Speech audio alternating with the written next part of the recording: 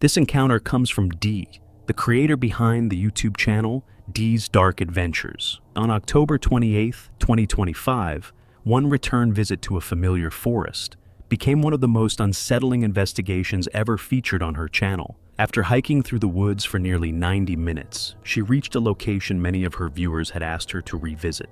Following their suggestion, she switched off her conversation, remained completely still, and simply listened. At first, the forest was silent. Then, little by little, subtle sounds began to emerge. You guys really like me sitting here and listening, so I'm gonna be quiet.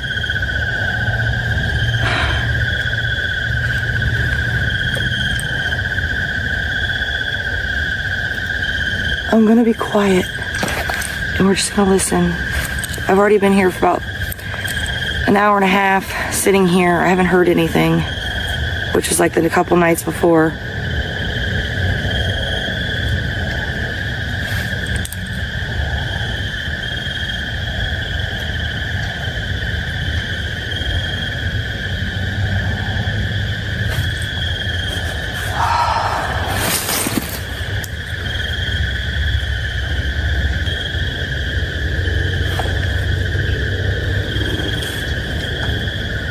What was that?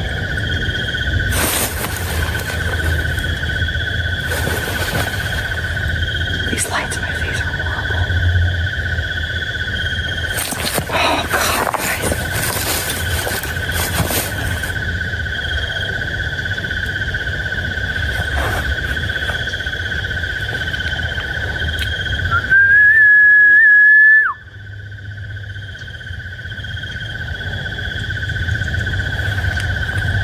Sounds like running, but I don't see anything.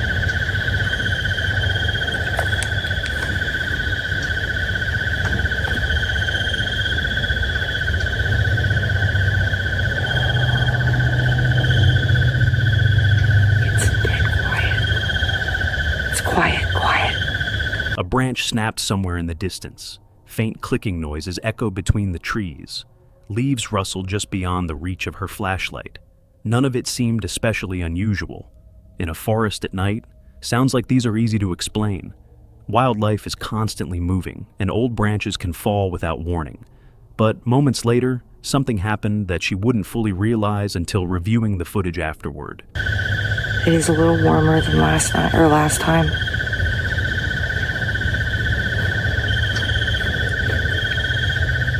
Last night was cold.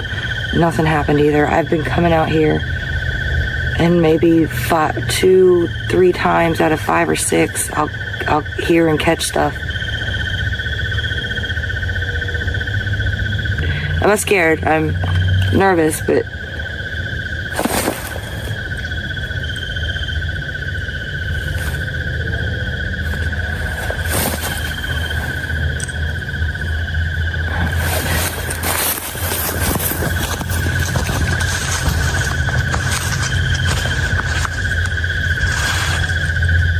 what was that?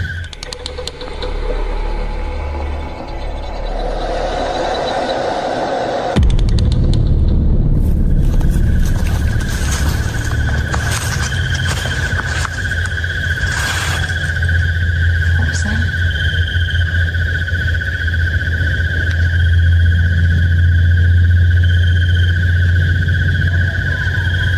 What's that? What's that noise?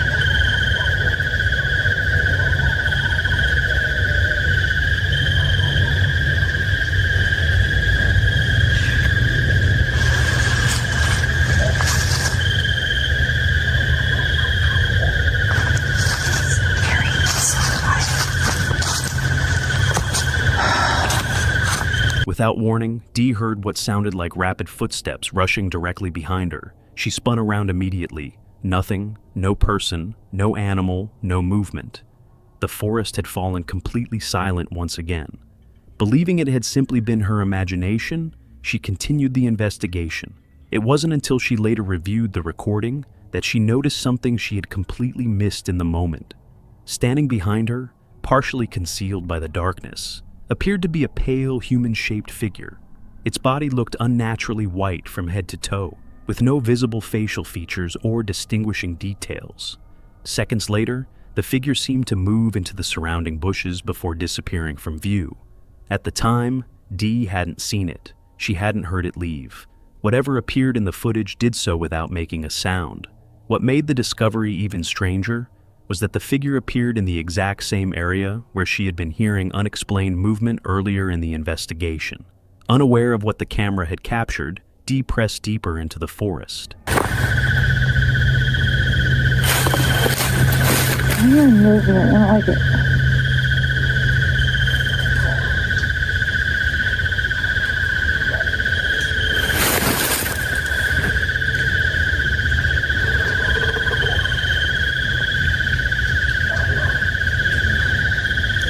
I'm hearing movement.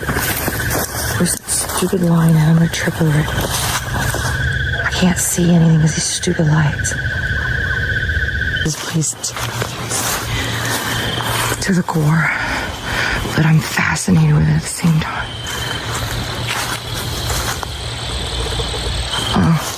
I'm hearing noises, dude, and I don't know if it's clicking. I can't hear it. It's like a low. Hello?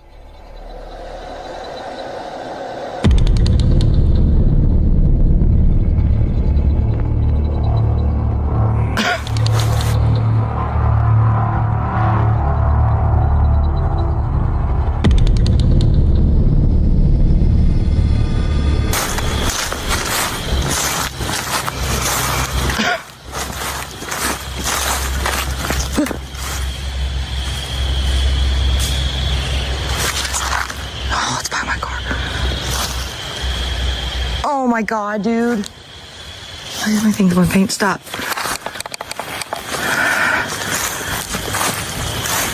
Okay, I'm gonna get in my car and I'm gonna go.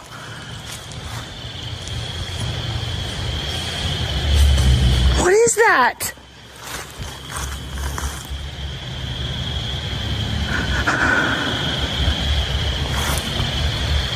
Okay.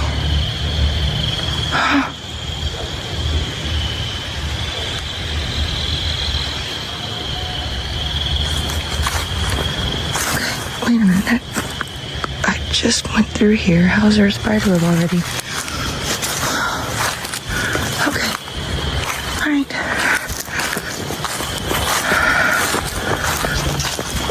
Okay.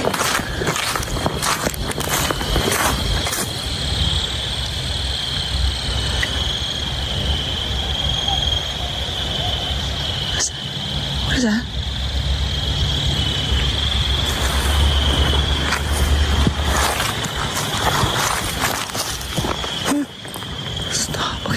As she continued walking, the atmosphere became increasingly unsettling. Low, grunting noises echoed somewhere nearby. Sharp clicking sounds carried through the trees. Branches snapped from different directions, making it difficult to determine where the sounds were coming from. Then, as she swept her flashlight across the woods, her camera appeared to capture the same pale figure once again. This time, it seemed much closer. The shape appeared to have human-like arms and legs, yet its unusually white appearance made it stand out against the darkness of the forest. For a brief moment, it seemed to lean toward Dee, before quickly disappearing back into the surrounding brush. What unsettled her most wasn't what she saw. It was what she didn't hear. The figure never spoke. It never called out. It made no obvious attempt to communicate. It simply appeared to be watching from the darkness, before vanishing without a trace. Almost immediately after it disappeared, the quiet forest erupted with noise. Branches cracked, heavy footsteps echoed through the trees, and movement surrounded her from multiple directions. Although Dee remained unaware of what her camera had recorded until much later, the sounds alone convinced her that staying any longer wasn't worth the risk. She left the forest without further investigation, and later explained that if she ever returned, it would only be with other members of her team. Dee made it out unharmed, but instead of finding answers, she left with footage that continues to raise questions, leaving viewers to decide for themselves exactly what her camera captured that night. Dell Forest in the UK has long been associated with reports of shadow figures darting between the trees. A mysterious lady in white drifting through the forest, the sound of a horse and carriage passing in the dead of night, and a dog-like creature seen lurking in the undergrowth. Moxley and his friend Ming hike for nearly 2 hours through the darkness before finding a small clearing just large enough to pitch their tents. They've barely settled in when both tents begin reacting to something outside. Moxley is lying inside his tent when he hears tapping across the roof. At the very same time, Ming hears scratching along the back of his tent. It's definitely not raining out here. Listen. I just heard tap, tap, tap, tap, tap. That's why I was asking if it was raining. No. Across the top of the tent. Yeah, it's doing it again. Right. But it's a sound of like, do when it starts to rain? Yeah, well, it's just started. Yeah. Like you say, it's not even forecast rain tonight. There's no forecast rain, there's no wind, there's nothing. It's as still as can be out here. That's so strange. Hearing all sorts out here, mate. Mate, I'm hearing scratching, and I'm not kidding you. On your tent? It's like right behind me. See, I was getting like a across the top of my tent.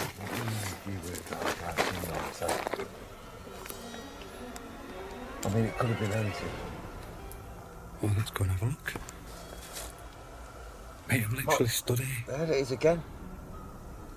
There's nothing on your tent. Nothing at all. Nothing on your tent. There's nothing even around the back of your tent. He's actually going round the tent now, outside. Because I can hear that scratching that's going on now. There's nothing here.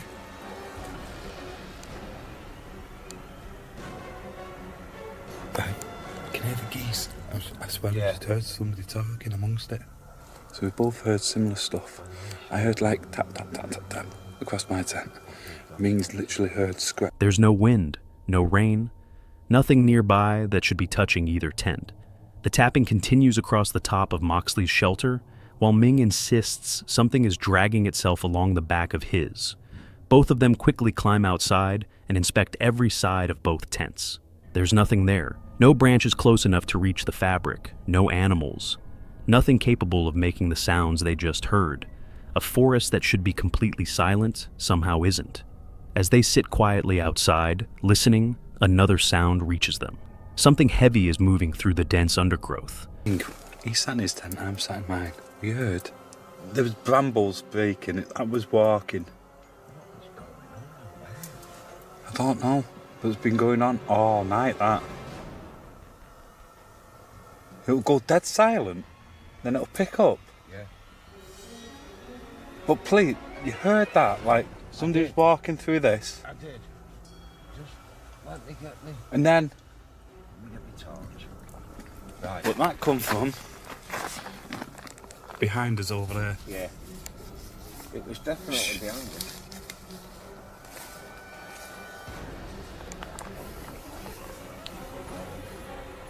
Yeah, good idea.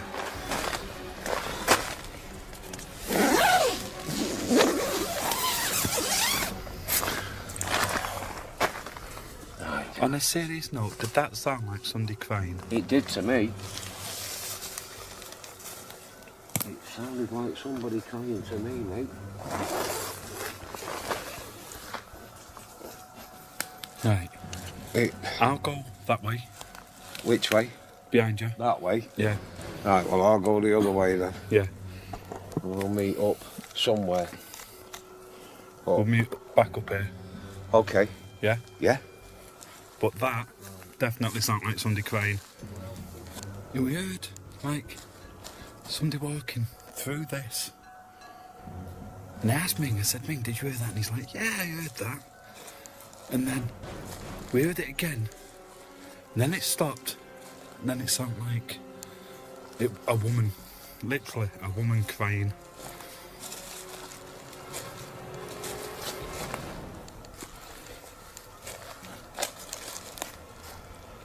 And look at it. It's so dense.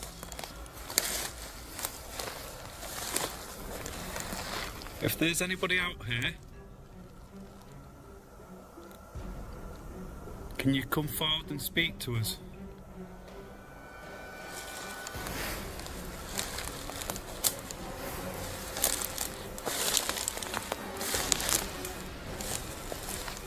What will just walk through here for a long time?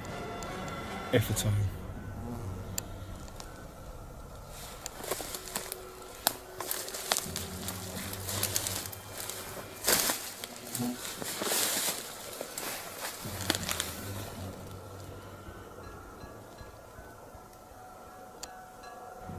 Ming's all the way back over there.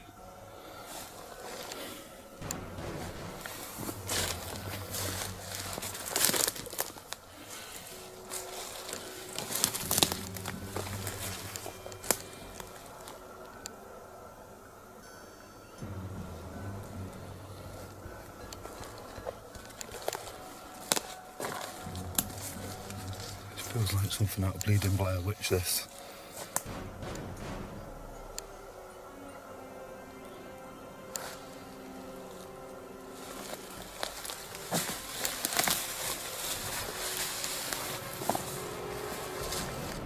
There is definitely nobody on this side. But it was 100% somebody walking over this. And it sounded like somebody was crying, a female crying. Branches snap one after another as it seems to approach their campsite. Then, it suddenly stops. Moments later, they hear something neither of them expected. A woman crying somewhere deep within the trees. The sound is close enough that both men instinctively head into the forest before either of them says a word. They search every inch of the surrounding woodland. They find no flashlight, no footprints, no signs that anyone had been moving through the thick undergrowth. Whoever or whatever, they heard leaves behind no trace. Back at camp, they switch on the spirit talker. Before either of them asks a question, the device repeats the same word twice. Can you do it again?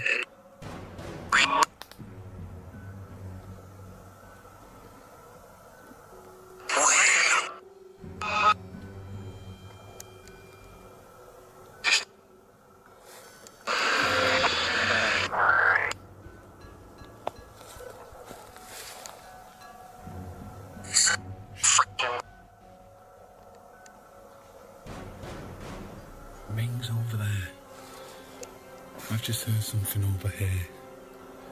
Can you tell me your name?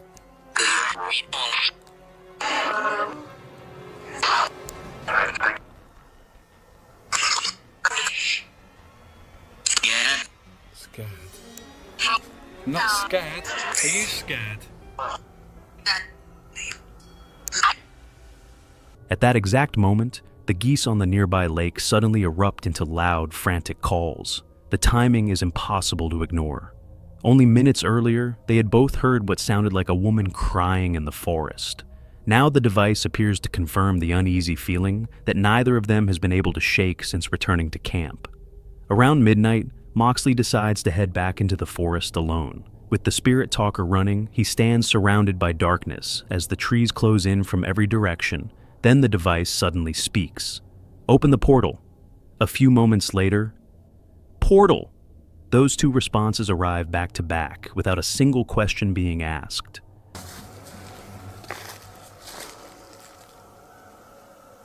Look at it. Is there a portal out here?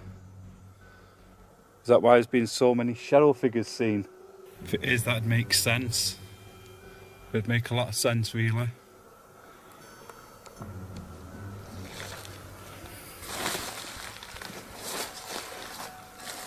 Do you want to come and speak to me?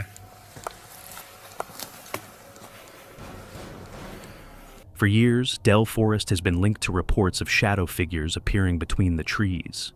And now, standing alone at midnight, with no one else around for miles, Moxley receives two messages that seem eerily connected to the legends surrounding the forest. Stray Explorer documents paranormal investigations across the UK, and on this particular night, Andy arrives at Derry Pit alone at dusk with his cooking gear and investigation equipment. Derry Pit is a cursed pool in Shropshire, England, associated with the practice of ghost laying since the 17th century, a ritual in which spirits were supposedly trapped inside bottles and cast into the water. According to local legends, the pool is filled with them, but something may already be there by the time he reaches the water. A spooky adventure where tonight we are spending the night in a forest at a cursed pool that is riddled with spirits. If that sounds like something that you're interested in, stick around, because I'm just driving to it now, and when we get to the parking spot I'm going to fill you in on some of the history of this place, the folklore and whatnot. But yeah, it's pretty creepy from what I've been reading. Now, I have known about this place, the story to this place for quite a while. Well, one of the stories, but today I've been researching it a little bit more and I've actually found out some other quite interesting stories. So yeah, it's going to be a pretty creepy night. Andy sits beside the pool and begins preparing his food when the sounds around him start to feel less like ordinary forest noises. A stick snaps somewhere in the trees. Then another one breaks from a completely different direction. There's something breaking sticks over there. I was just about to say, it is eerie here. It's definitely got a weird vibe. And now there's something breaking sticks.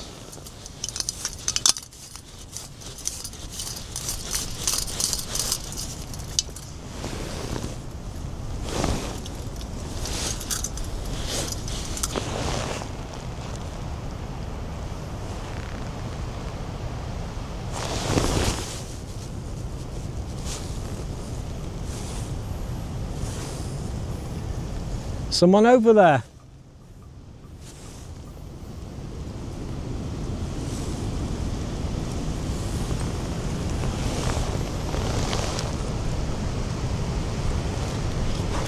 Yeah, what I'm going to do, the plan is I just wanted to chill here by this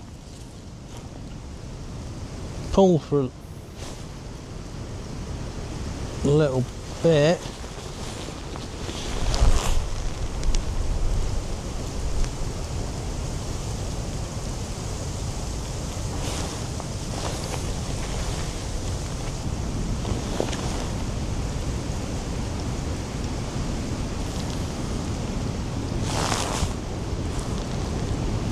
Right, I genuinely feel like there is something or someone here. I'm not even joking. Andy puts down his pan and begins listening carefully. Something has been moving around in the darkness since the moment he arrived, and it doesn't seem to be going anywhere. Andy speaks the name Ode Rudder out loud. Almost immediately, the necrometer produces 3 strange responses in succession, each one seemingly connected to the disturbing history of Derry Pit. The first response is, suspended in time. Somewhere suspended in time. So is it true he was actually in a bottle and he's in there? Suspended in time. That actually makes sense, that does. That's pretty good. Is he in a bottle in this pool? Open it. He's in the bottle and someone has just told me to open it. Hiding from the bad person. Hiding from the bad person.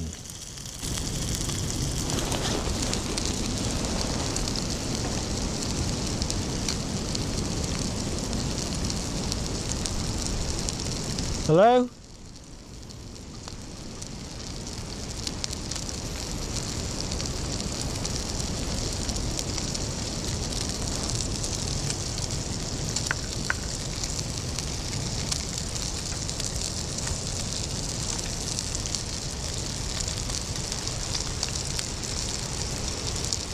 the hell was that?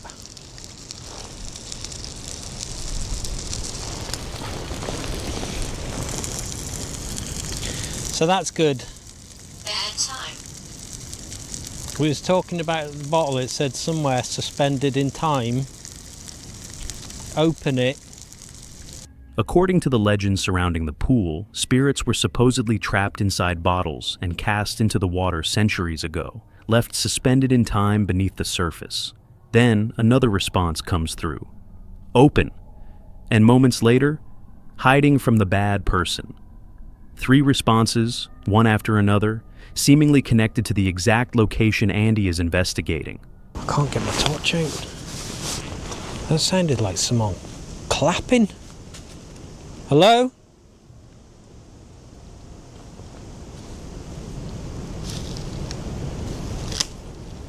From this way.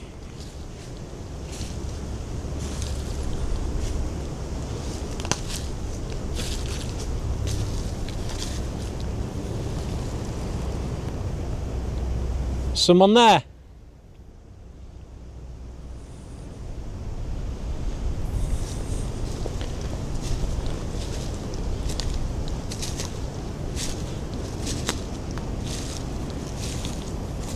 It's difficult to explain, and even harder to ignore. Andy is standing beside the water, running the spirit box, when something happens directly beside him in the darkness. A sudden sound makes him stumble backward. 2 hands clap, right beside him. Andy immediately grabs his flashlight and sweeps it across the surrounding area. Nothing. No one is standing nearby. Whatever was there at the edge of the cursed pool seems to have vanished as quickly as it appeared. But Andy doesn't leave. Instead, he begins walking around the back of the pool alone. Whoa. Whoa, wait there, let me get some light. Whoa.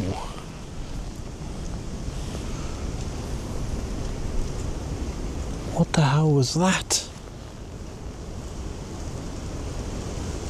There was something right in front of me and then I heard something right here.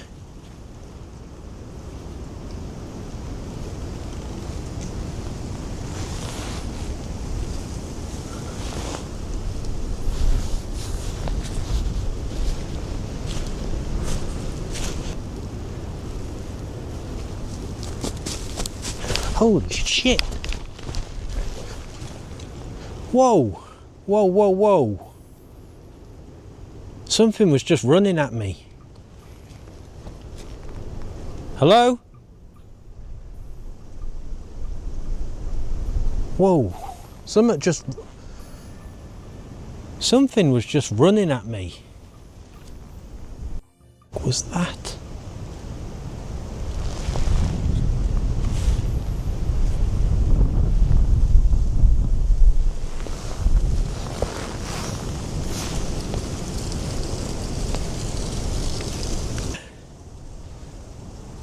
I was just trying to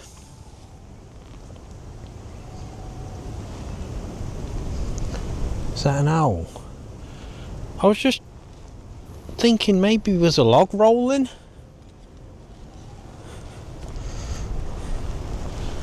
There's nothing. There's that. No, that's been there a long time.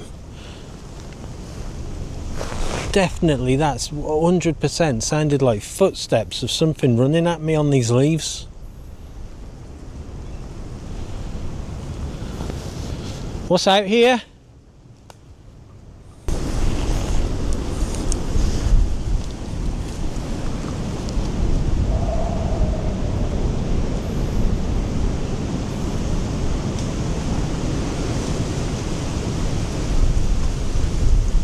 Okay, that's just the wind picking up.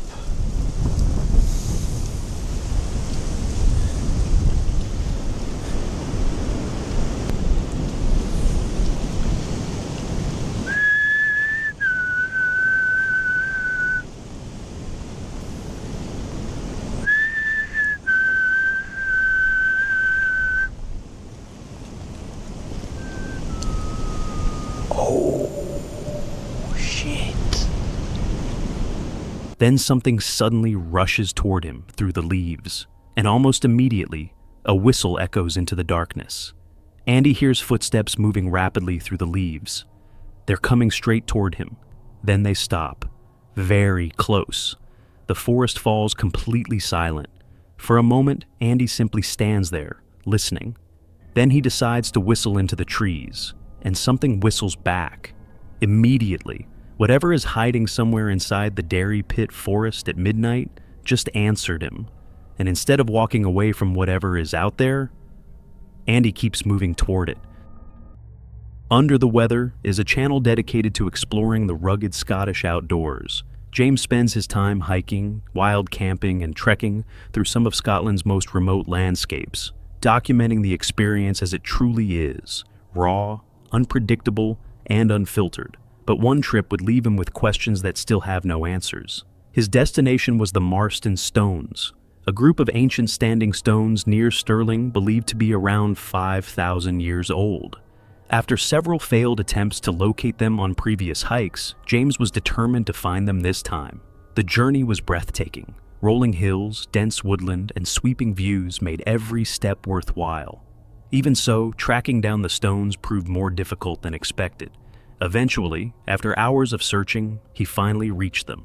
With daylight beginning to fade, James looked for a place to spend the night. He found a small clearing tucked between the trees not far from the standing stones. It was quiet, sheltered, and seemed like the perfect campsite. As darkness settled over the forest, he lit a campfire and relaxed beside the flames. For a while, everything felt peaceful. Then the silence was broken. Can you hear the helicopter? It's been flying over quite a bit, and I just hope that they aren't looking for someone and I've got a fire going and I get rescued, if you know what I mean, because I don't need rescued yet. Looks like the fat is starting to come out the chicken, which is setting the fire alight. It's all good news.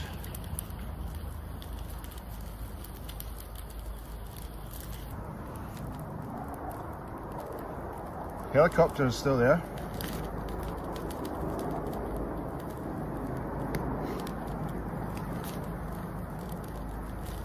A bit ominous if you ask me. Wow. Please go away. There he is.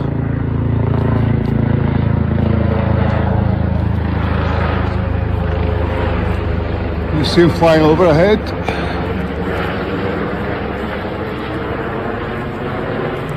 A helicopter appeared overhead, flying unusually low and circling the area.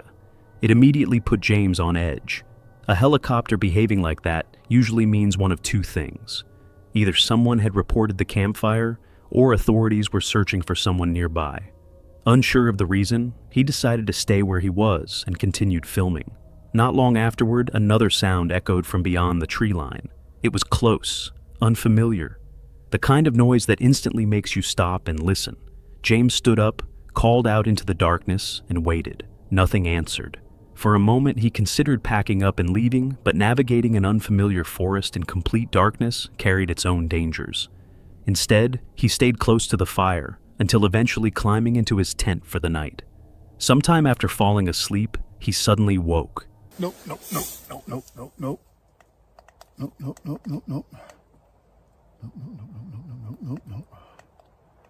Shit.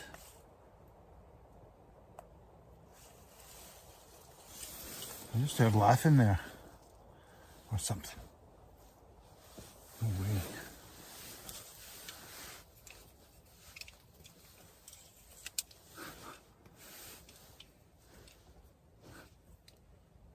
Hello?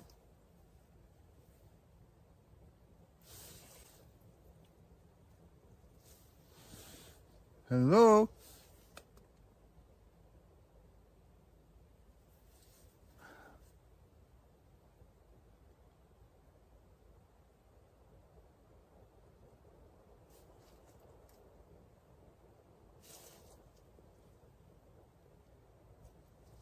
I think that's a road in the distance, maybe.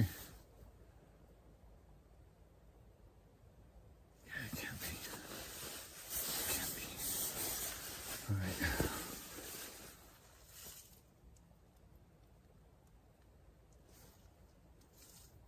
can't hear anything, so let's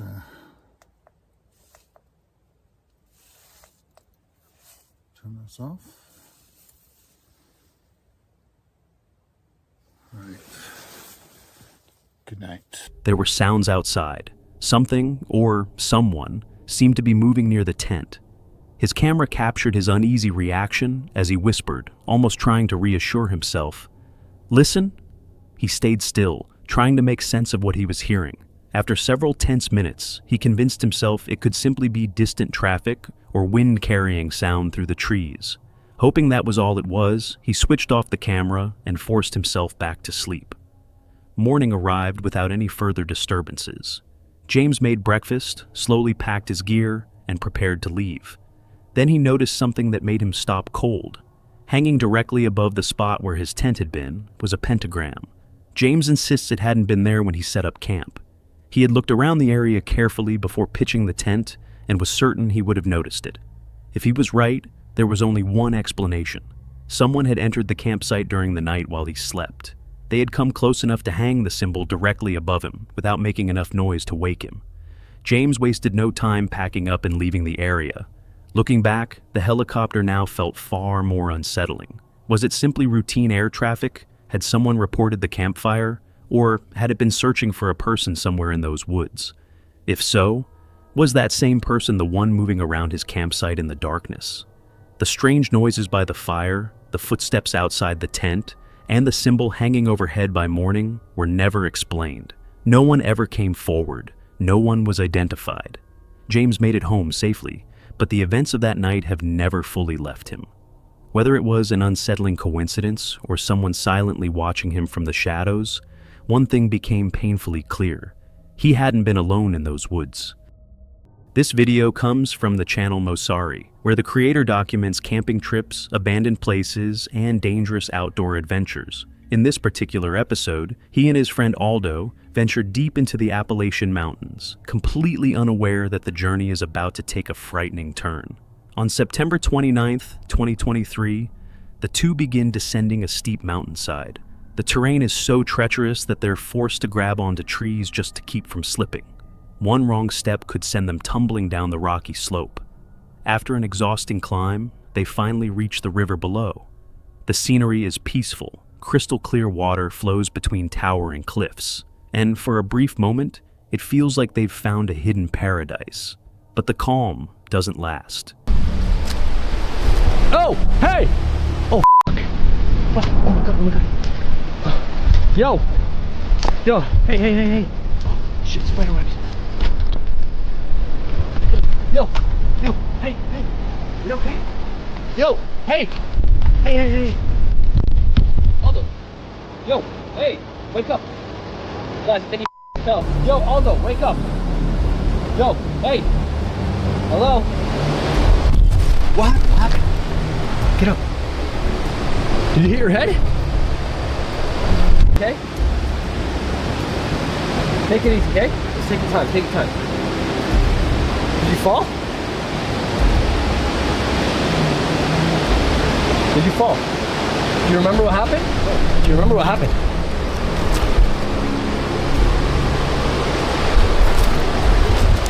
Bro, seriously, are you playing a joke on me or what? Like, are you okay? Why do you keep looking up that way? What happened? Bro. What happened? Did you slip and fall? No. So what happened? Something was following us. Something was following us? Yeah. I heard something. I heard something, so I turned around, and then everything went black. So somebody hit you? I saw someone. Yes, I think someone hit me. Someone's here. Wait, just take it easy. Without warning, Aldo disappears from view. Moments later, Mo finds him sitting on the ground, visibly dazed. Aldo insists that something struck him in the head. Neither of them saw anyone nearby. Confused and unsettled, they begin wondering if someone else is hiding in the forest. Determined to continue, they start hiking back up the mountain. That's when everything changes. Man, worth it though. Worth it.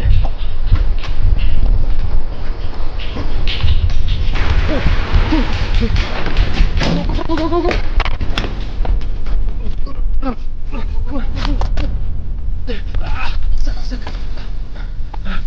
Oh, what the f was that? What the f was that? Run, run, run, run, run. Run. Go. What was that? Come on! Let's go. That's someone there. There was someone there. There was someone there. I think they're trying to keep us out of their territory. There was clicking. There was actual clicking. Hey, we're not afraid of you. Well, maybe a little bit, but... Jeez. Jeez. There was definitely 100% someone there. What if it's following us, dude? Wait, what's that in the window? What's that in the window? Oh my god. Oh my god. There's a face. Dude, look at my screen. Look at my lens. You can't zoom in that far. There's a guy standing right there. Look at his face.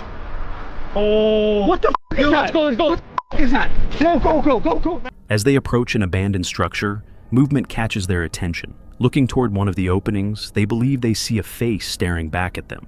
For a split second, it appears as though someone is standing inside the building. Neither of them waits to investigate. They immediately turn and run. Now, racing through unfamiliar terrain, panic begins replacing reason. Darkness quickly falls over the forest, and before long, they realize they've lost the trail completely. With no clear direction and exhaustion beginning to set in, they stumble upon an old concrete shelter hidden deep in the woods. Believing it may have once been a blast bunker, they decide it's the safest place to wait out the night. For a while, everything is silent. Then, in the distance, a strange red glowing light appears between the trees. It completely disappeared. Also, guys, just for reference, we're not actually being that loud, but we just have good microphones. Like, we're basically whispering right now. I'm so scared to be here right now.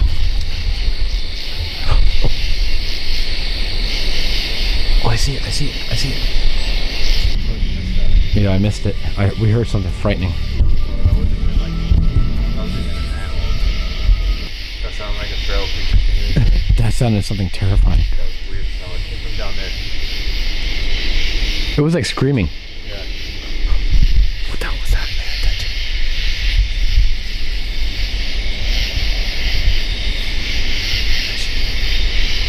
I don't know if the camera is picking up on the noises because it's so loud out here. Let's just keep going, dude. Yo, what was that? Bro, what is go, that? there's something there. There's something there. Bro, there's something there. Go check, go check, go check. Wait, what do you mean go check? What the f is there? Bro, down there, down there. Come, come, come. What do you mean go check? What did you see? Bro, there's something down there. Hello? What did you see? Huh? Bro, there's a feral person. What do you mean there's a feral person? What did you see? Where? Hello? You caught something on camera? Yeah. There's something down there, bro. Can we see your footage? Can I see your footage? Yeah, come see. Actually, you caught something? Yeah. You wanna go back to where we were camping out? Yeah. Let me show me what you saw. All those things you got something. Oh, there's someone there. There was a guy there. Yeah, you see that? What the hell? No way. You see that? What the hell? Yo, it says no. Yo, someone's stalking us. There's a dude there. Unsure of what they're seeing, they decide it's safer to leave the shelter than remain where they are. As they cautiously move through the forest, the camera captures something neither of them notices immediately. A dark figure standing among the bushes. When they review what they filmed, the shape appears unmistakably human. Their first thought is chilling. Could it be a feral person living in the mountains? They cautiously return to the area to investigate. Flashlights sweep across the trees and undergrowth, but there's no one there. The figure has completely vanished. Still shaken, they continue moving, hoping to find their way back. Then the camera captures another unexplained shape in the darkness.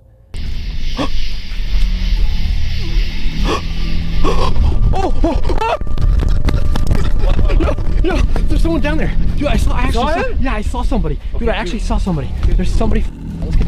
let's go the hell back. Let's go. Let's get the back to the cave, guys.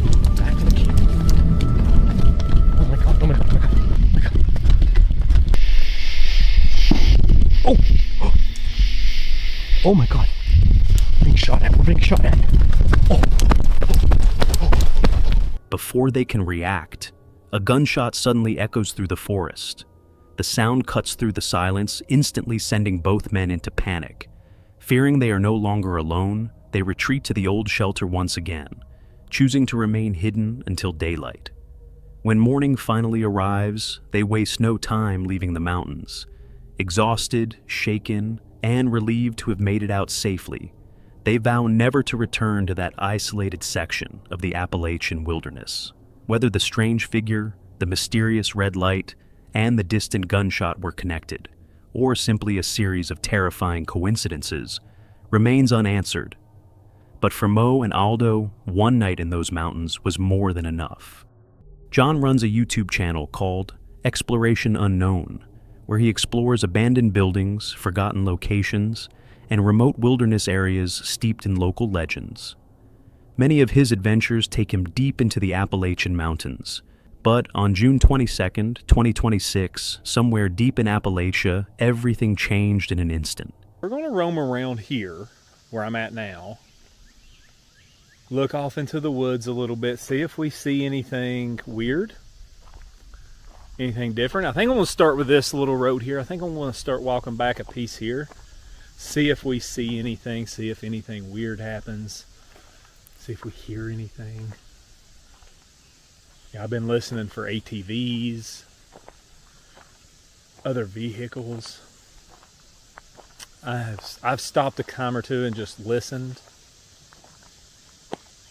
All we have here is me and whatever wildlife or feral people exist here. Now I want to look for signs. Lots of ferns out here. John was following what appeared to be an old, overgrown trail surrounded by dense forest. Cell service was non-existent, and GPS was useless. It was the kind of place where, if something went wrong, no one was coming to help. The only way out was to make it back to the car under your own power. As he carefully searched the area for signs of recent activity, something immediately caught his attention. Way back to the car. Oh shit. There's something big. There's something big. There's something big running in the woods.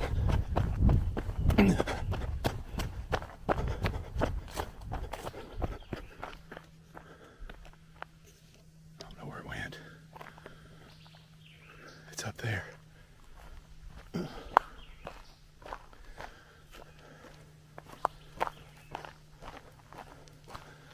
It sounds like it's beelining right towards me.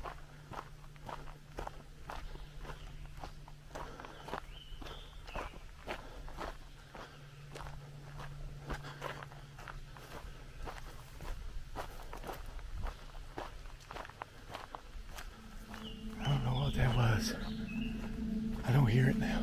Heavy footsteps suddenly exploded through the brush. They were loud, fast, and getting closer by the second. Whatever was making them wasn't wandering through the woods or investigating a strange noise. It was moving in a straight line, directly toward him. John froze for only a split second, then instinct took over. He turned and ran.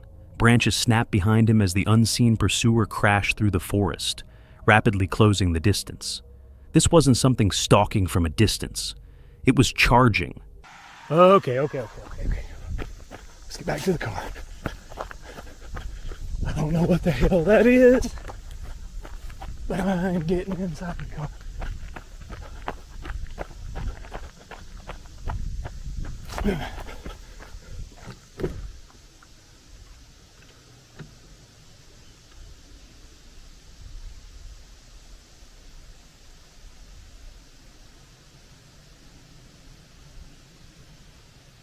Okay.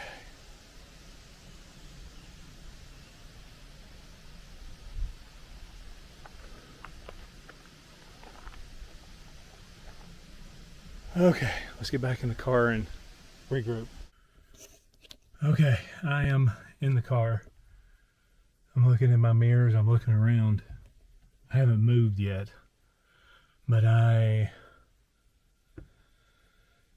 don't know, man. That was a weird sound. That last sound, that scream, whatever that was. Through the trees, John finally spotted his car. He reached the driver's door, threw it open, jumped inside, and slammed the lock into place in one desperate motion. The instant the doors locked, a blood-curdling scream erupted from the tree line behind him. It wasn't the sound of a frightened animal. It wasn't anything that resembled the calls of wildlife he'd ever heard before. It sounded furious. John remained inside the vehicle, breathing heavily while the screams echoed from somewhere beyond the trees. What had started as an exploration inspired by Appalachian folklore had become something far more terrifying. Stories of mysterious people living deep in the mountains suddenly didn't seem so distant anymore. There was no phone signal, no weapon, no one nearby who even knew exactly where he was. Just a locked car door separating him from whatever had come charging through the forest with unmistakable purpose. Leaving when he did was almost certainly the right decision. Had he hesitated for even a few more seconds, this encounter could have ended in a very different and much darker way. On September 28th, 2025, a YouTuber ventured deep into the forests connected to the Appalachian region for what was supposed to be a haunted camping trip. The footage was later uploaded to the Paranormal Discovery YouTube channel, which focuses on exploring allegedly haunted locations and places associated with paranormal legends from around the world. The adventure begins quietly. Driving along rough ATV trails with his dog, he talks about the area's unsettling history and the strange stories that have surrounded these woods for years. The forest appears calm, and at first, nothing seems out of the ordinary. After setting up camp, he decides to explore the surrounding area before nightfall. As he hikes deeper into the woods, he starts noticing unusual tree formations and broken branches that appear deliberately arranged rather than naturally fallen. Whether they were created by people or simply the result of nature is impossible to tell, but they immediately leave him feeling uneasy. While making his way back toward camp, strange noises begin echoing through the forest. At the same time, his dog suddenly stops. What the hell is this? Keo, what's going on? What's going on? There's no way. Keo, look at this. Holy There's no way, guys. Look at this. There's no way. Dude, that's huge. What the It's gotta be like a second hand, but a little bit. What is going on? I am actually freaking out right now. What the oh, there's another one. No way, dude. What the Oh man, I'm shivering right now. I'm actually terrified. You've got to be kidding me right now. Guys, I have no idea what the this is. I think we just got visited by at least one Bigfoot right now. Look at this. That's insane. And it's like long. It's more long than it is like a palm. Like, you know how I have width in my hand? She stares intently into the trees, refusing to move, as though she has noticed something hidden beyond the brush. Unable to see anything himself, he eventually returns to camp. That's when he discovers something's even more unsettling. Across the back of his vehicle are several large, hand-shaped smears. The marks are far bigger than he expected and appear fresh, convincing him that something or someone may have touched the vehicle while he was away exploring. As darkness settles over the forest, he places motion alarms around the campsite before climbing into his tent for the night. For a while, everything is quiet. Then he hears movement outside. I hear like a ATV. It's far, but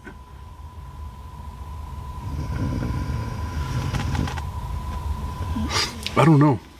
Something doesn't feel like right. Sorry for that weird moment there.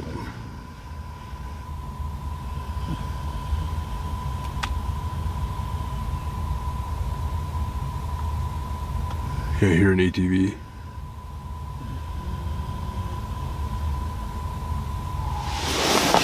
It's like, ever since I found the prints on the back of the car, I've just felt so off. Felt kind of like I'm gonna die tonight. You know what I mean?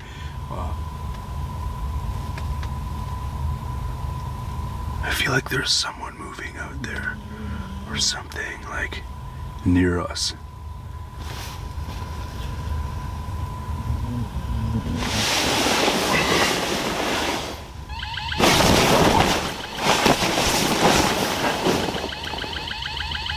Oh shit, I forgot about the alarms. Whoa! Whoa!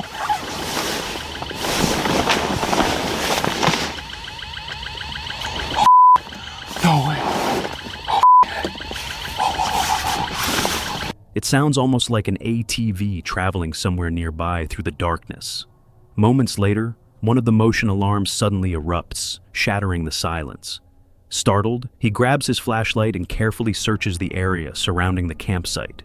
He checks the trees, the nearby trail, and every direction the alarm could have been triggered from. Nothing, no people, no animals, no obvious explanation. Although the campsite appears empty, the uneasy feeling refuses to disappear. Back inside the tent, the atmosphere grows even more unsettling. He begins hearing what sounds like faint voices just outside the fabric. It feels as though someone is standing only a few feet away, talking quietly in the darkness. Before he can make sense of what he's hearing, a sharp scream suddenly erupts from outside the tent.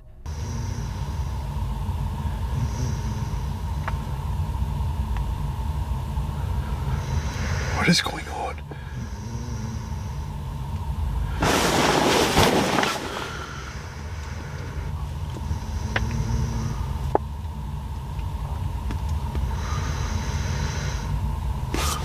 What is going on? We have to potentially go and check that out.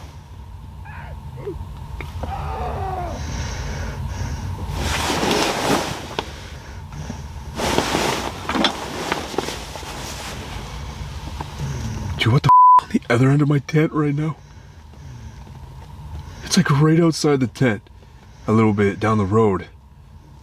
Whatever it is like, it's close to me right now.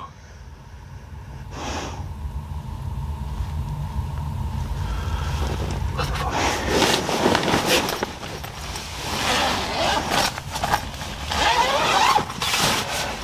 It's close enough to leave him completely frozen. For several seconds, he doesn't move. The silence that follows feels almost worse than the scream itself. Eventually, he gathers the courage to unzip the tent and step outside.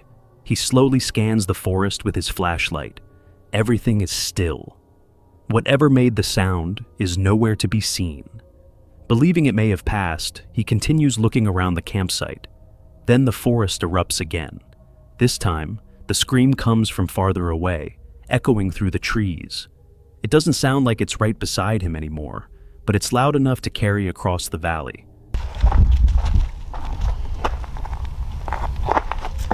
What the f? Whoa! What the f?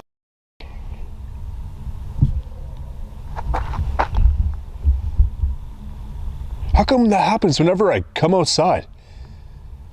I don't hear that all night. I mean, I heard it in the day, but like, whenever I'm like walking, hoots and whoops and... Woo! What the? Woo! Woo!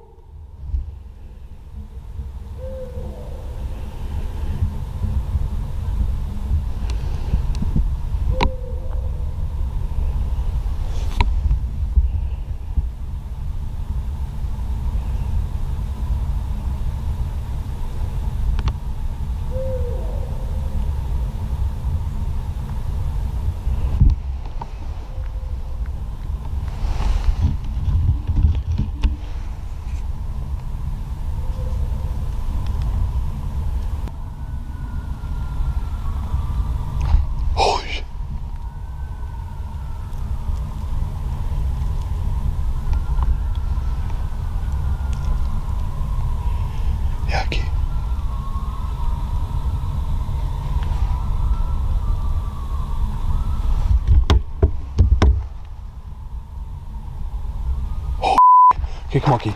Come on, Key. Come on, Key. Good girl. Good girl. We'll make it back, okay? We'll make it back. We gotta go. Whether it came from an animal or something else is impossible to determine. But in that moment, it feels unlike anything he expected to hear in the wilderness. No longer willing to wander through the darkness, he quickly returns to the safety of his camp and waits for daylight. When morning finally arrives, he packs his gear and leaves. Clearly exhausted by the experience, he admits that something about the forest felt deeply unsettling. Whether the strange sounds, the motion alarm, the unexplained marks on his vehicle, and the screams all had ordinary explanations, or were simply a series of unsettling coincidences remains unknown. But according to him, the deeper he ventured into those remote woods, the stronger the feeling became that something out there already knew he was coming. Tommy and Rachel run a YouTube channel called Oreo Speedwagon R/TT, where they document deep woods investigations and unexplained encounters throughout the Appalachian Mountains. During one particular investigation, they experienced a series of unsettling events that began before the investigation had even officially started. As Tommy and Rachel made their way to the meeting point, their local guide, Ronnie, was already waiting alone on a fallen log nearby. That's when things took a strange turn. Something down there crunching. Yep.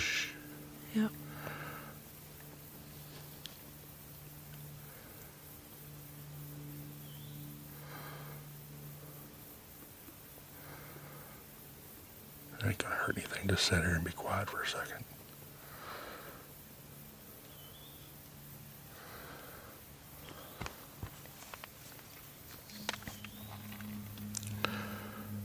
Something's down there.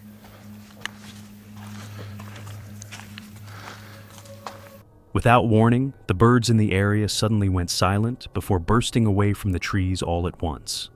Moments later, a loud tree knock echoed through the forest. Then Ronnie heard something else. Behind him, hidden somewhere within the thick woods, something large began moving through the foliage. He never saw what made the noise, only the unmistakable sound of heavy movement, and the overwhelming feeling that something was watching him from the darkness. Different sound. You heard it, Bosun, didn't you? Kind of a moan. Yep. Way off. Yep.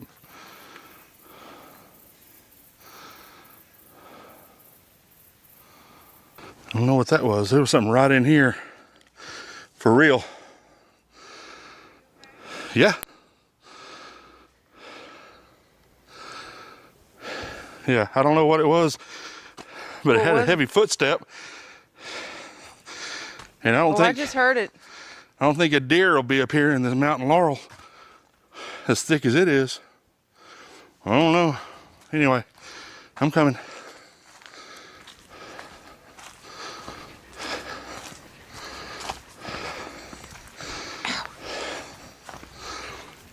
Ow.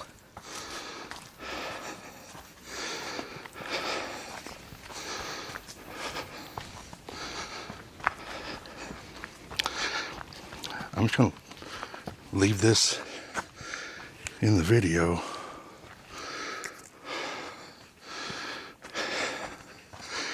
I know there's a lot of y'all who like to go through these. Before the investigation had even begun, the atmosphere had already changed. Once the group gathered and started filming, Tommy was speaking to the camera when he abruptly stopped mid-sentence. A distinct crunch echoed through the brush below them. It was close enough that everyone in the group instinctively fell silent at the exact same moment. No one needed to tell the others to listen. They all heard it. For several tense seconds, the forest remained completely still. Then another sound emerged. This time it came from somewhere behind them. A low, drawn-out groan drifted through the darkness. Tommy and Ronnie immediately looked toward the sound, both recognizing that it didn't resemble anything familiar. It wasn't the wind.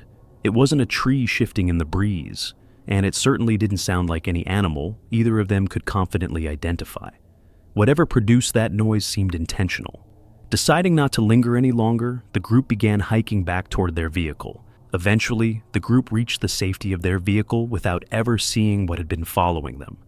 Looking back on the night, Tommy believed the investigation had delivered exactly what they had come searching for. The unexplained tree knock before anyone had even started filming, the eerie groan from the darkness, the heavy footsteps pacing them through the forest on the hike back. None of it provided clear answers, but together, the events made for one of the most unsettling investigations ever featured on the channel. Exploring with Angelo documents haunted and abandoned locations around the world. On May 13th, 2026, Angelo and a group of friends hike deep into the mountains of Japan to investigate the Inuaki Tunnel, a sealed tunnel surrounded by a disturbing story involving a group of teenagers and an elderly man who was reportedly attacked there. Last chance to finally get to the other side of the Inuaki Tunnel. We just saw another hiker going in. I assume he's going up as well. Just trying to get enough in us to sustain us for this entire hike. This is going to be grueling, we already know, because we attempted it once. This time, we're going to actually follow the trail and see if it leads us down the mountain to exactly where we want to go. All right, let's... After dark, the group reaches the entrance and decides to attempt contact from outside the sealed tunnel. Standing near the entrance, Angelo and his friend suddenly hear a loud bang coming from deep inside. They immediately stop. The strange part is that the tunnel is completely sealed. There is no obvious way for anyone to enter or exit.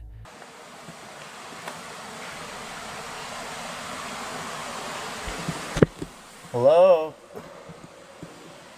Ooh, that's creepy. There's one creepy tunnel. It's blocked off, for sure.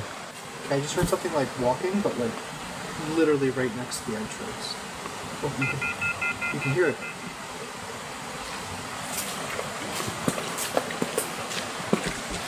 Maybe it sounds like something over here. Hello?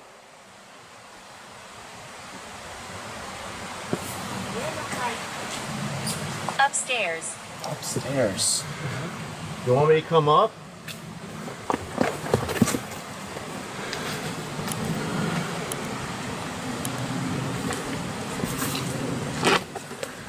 Can you hear me?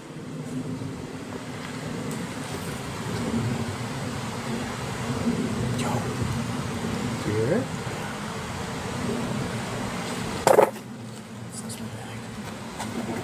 That's creepy. Let's see if we hear it.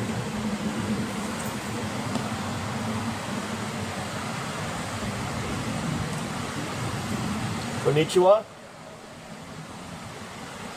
Konbanwa? Konbanwa? What the hell? I'm stuck. I'm stuck. Dude, that sounded like a rock. Like something literally got thrown. That was loud. Yeah. And dude, it just said I'm stuck. Are you stuck in this tunnel?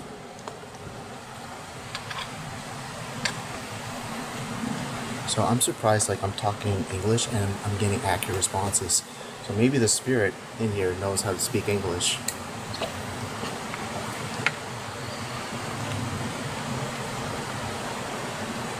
Konnichiwa.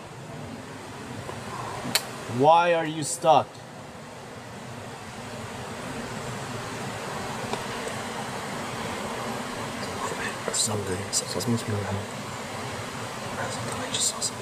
Yet both of them hear the sound clearly at the exact same moment. Unable to explain what caused it, Angelo eventually separates from the group and walks alone along the nearby service road. It's completely dark. He suddenly stops. Something seems to shove him hard from behind. Angelo spins around immediately. Nothing. The road is empty. There is no one behind him. After a moment, he starts walking again, trying to convince himself that there must be a normal explanation. Then it happens again. Oh! Oh! Ow!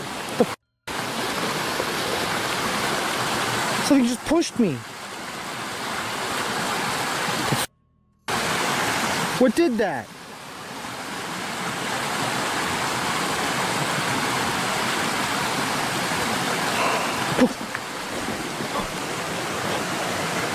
Something's there. I thought I heard a voice. But like from up there?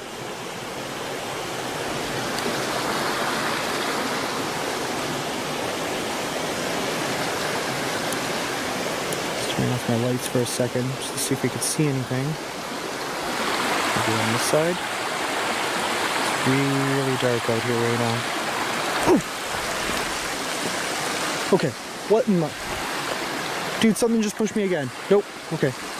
Time to go back.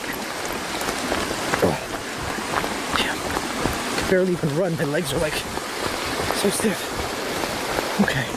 I don't know what the hell is doing that. Another sudden force from behind sends him turning around a second time. But once again, there's absolutely nobody there. Angelo is left standing alone on a pitch-black road, unable to explain what just happened. Whatever caused those two impacts, there is no one visible anywhere around him, and Angelo has no idea what might happen if he stays there much longer. Debbie Pertanti is an Indonesian content creator known for documenting solo camping trips. On May 25th, 2024, she traveled to a remote woodland known as Pujan Forest, an area surrounded by stories of spiritual rituals and unexplained encounters. Arriving well after dark, she searched for a hidden campsite identified only by a white sack hanging from a tree, a marker left by previous visitors. After locating the campsite, Debbie unpacked her gear and settled in for the night. But it didn't take long before the forest began to feel different. Oke, saat ini saya mau lanjut santai dulu. Setelah itu saya mau masak.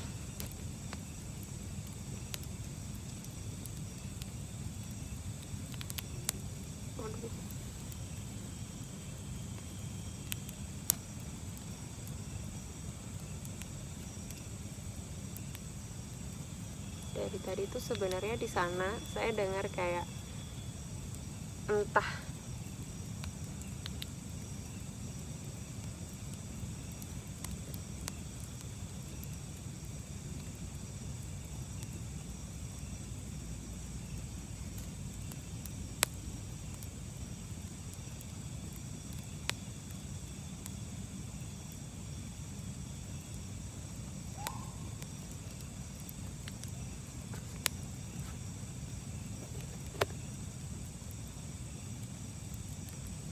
saya tuh dengar suara kayak nangis, tapi kayak ada suara. As she rested, unusual sounds echoed from deeper within the trees. At first, she assumed they were caused by wildlife, a perfectly reasonable explanation in such an isolated environment. However, the noises didn't behave the way she expected. They seemed to shift direction, sometimes sounding close, then suddenly much farther away. Without any visible source, the sounds became increasingly difficult to explain, leaving Debbie with the unsettling feeling that something was moving just beyond the reach of her flashlight.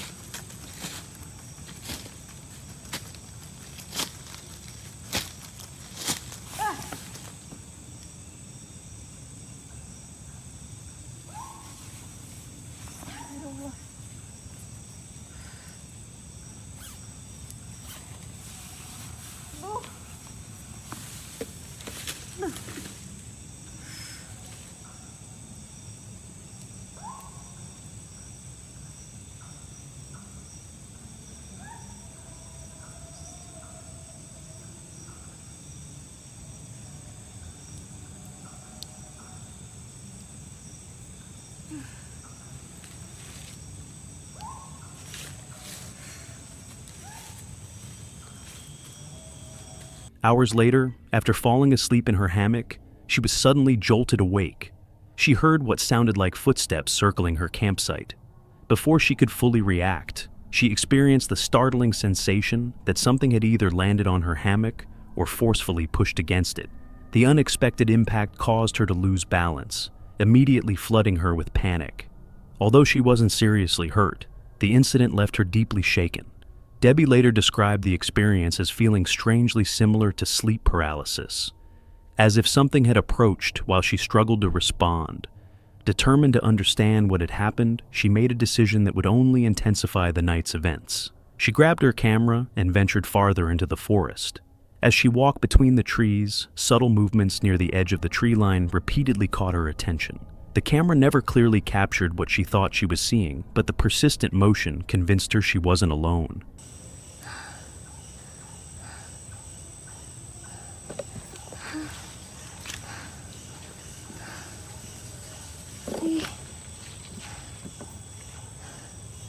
Siapa?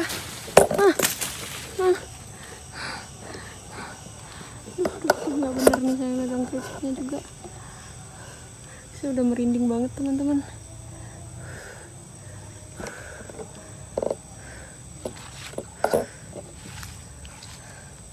Ya Allah, nih udah miring-miring nih megang tripod nih.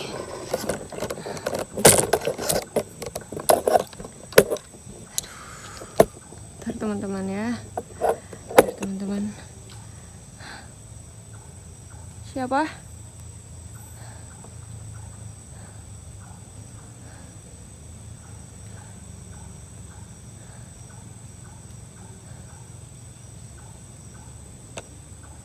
Banyak banget interaksi di sana teman-teman. Tapi takut, nggak tahu kenapa. Tumben.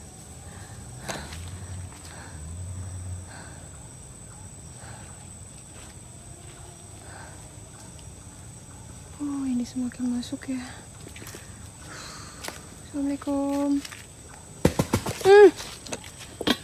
Aduh, kan hampir kepleset. Ini nih yang ngeri nih teman-teman.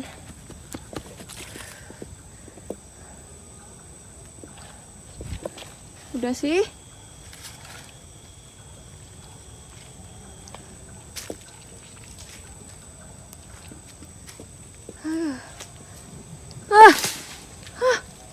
Apaan tuh?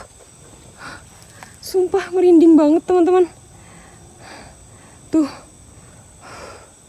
Whether it was wildlife, shifting vegetation, or something she couldn't identify remained impossible to determine. The farther she traveled, the stronger another feeling began to grow. She felt as though she was being followed. Holding her camera tightly, Debbie repeatedly turned around to check behind her. The forest became increasingly active. Branches rustled. Something seemed to move through the undergrowth. Strange calls echoed from different directions. Siapa?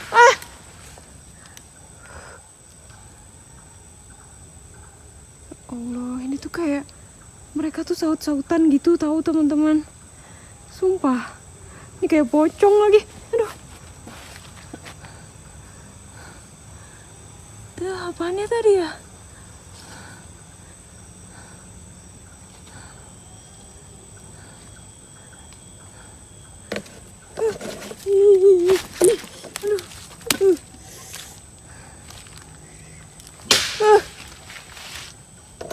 Kayaknya kita cabut aja teman-teman.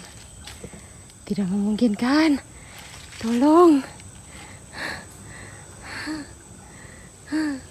Jauh banget lagi suara motor kan. Gimana nih mau teriak nih. Tidur di warung aja udah paling bener.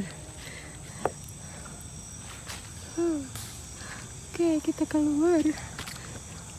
Ini pocong. Banyak banget suaranya.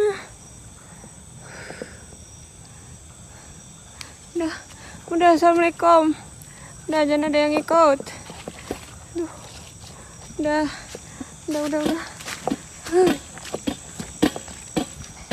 Lah, mana berisik banget lagi nih.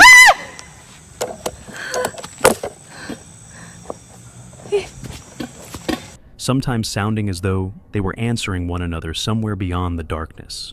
Eventually, the mounting tension became too much to ignore. Realizing she was completely alone, miles from civilization, surrounded by unfamiliar sounds she couldn't identify, Debbie decided the investigation had gone far enough. Her focus shifted from documenting the forest mysteries to simply leaving the area safely. What makes this encounter so unsettling isn't one single piece of evidence. It's the combination of everything that happened. Why did the strange noises seem to increase shortly after she arrived? What caused the sudden impact on her hammock while she slept? And why did the atmosphere around the campsite seem to change so dramatically, with Debbie describing an abrupt shift from oppressive heat to an unexpected chill? Each event may have a perfectly ordinary explanation on its own. Moxley's paranormal world follows Moxley and his friend Lai as they explore abandoned locations that most people refuse to enter after dark. On this night, they travel to an abandoned military base that first opened in 1919. Over the years, soldiers reportedly lost their lives there during training exercises. Explosives were once stored inside several of the buildings, and by 2008, the property had become the center of numerous alleged UFO sightings and paranormal claims. Lai had already investigated the base twice before. Neither visit had ended well. Each time she had been driven away after hearing the same chilling sound, a woman screaming somewhere within the abandoned complex. Now, she has returned for a third investigation, this time with Moxley beside her. Only minutes after arriving, something lets them know they're not alone. This place has got a lot of history of paranormal activity, even alien sightings dating back to 2008. But my main one here is what Lottie's witnessed in the past. I think she's had to leave this place in a hurry in the past as well, because it's just that sinister. So yeah, with that, let's get in here. Let's go on a ghost hunt to see who or what is here haunting this abandoned... Change of subject. Here.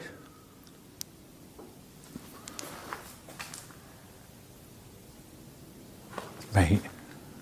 That was a scream. That was a scream. That is the third time I've been here. That is not a coincidence. Hello?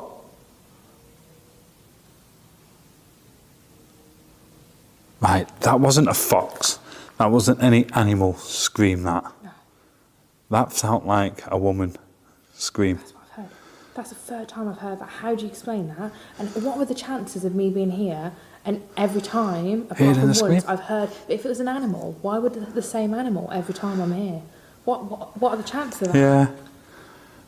Be very, very, very slim, mate. That's what I mean. As they stand inside the first building discussing the history of the site, a piercing scream echoes through the darkness. Moxley freezes. Lai immediately recognizes it.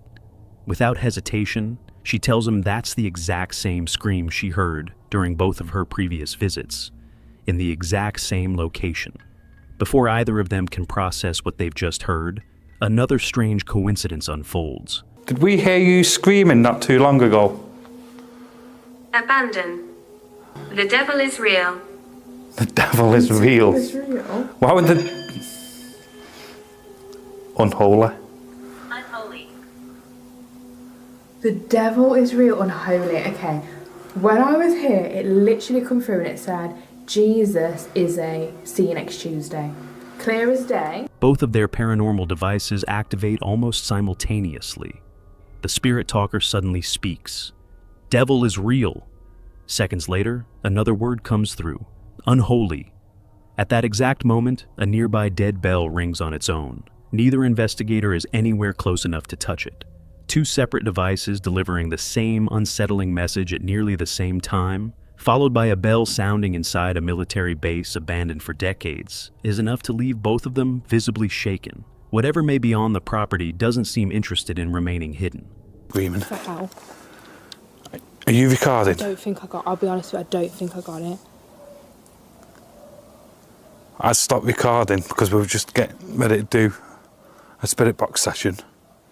That was a scream like... For hell, was it? That come from down there.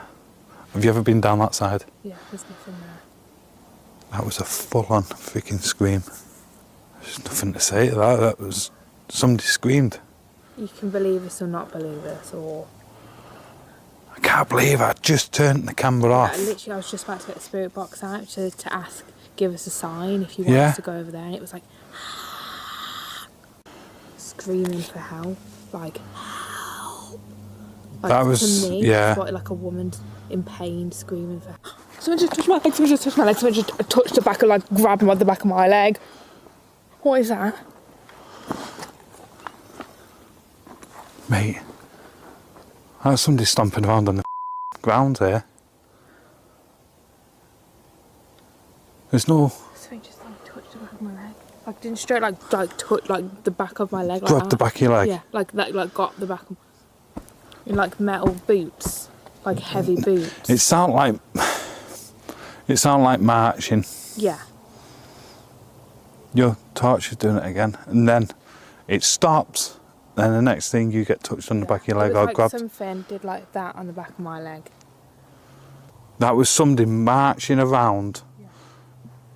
Literally. Right, let's see if I can demonstrate it. It was on this concrete like this. Yeah. Yeah. That's exactly what it sounded like. As they continue deeper into the base, they approach the building locals have long considered the most active location on the site. Before they can step inside, a blood-curdling scream tears through the night. This one lasts several seconds. It sounds unmistakably human, like a woman crying out for help somewhere in the darkness. The investigators stop instantly, scanning every direction, but the source remains impossible to locate. Trying to make sense of what they've heard, they continue toward a crossroads in the middle of the abandoned base. That's when another unexplained event begins. Heavy footsteps, slow, rhythmic, like someone wearing military boots marching across solid concrete. The sound grows louder with every step. Both Moxley and Lai hear it clearly. The footsteps seem to be moving only a few feet away, yet the path ahead is completely empty. No person, no animal, nothing. It is well after midnight, and the abandoned military base appears deserted, yet something seems to be walking beside them. Then, the footsteps suddenly stop. Twin Paranormal follows Wyatt, Ryan, and River as they spend the night in a remote cabin deep in the Appalachian Mountains, an area surrounded by stories of disappearances, entities that mimic human voices, and something locals simply call the man.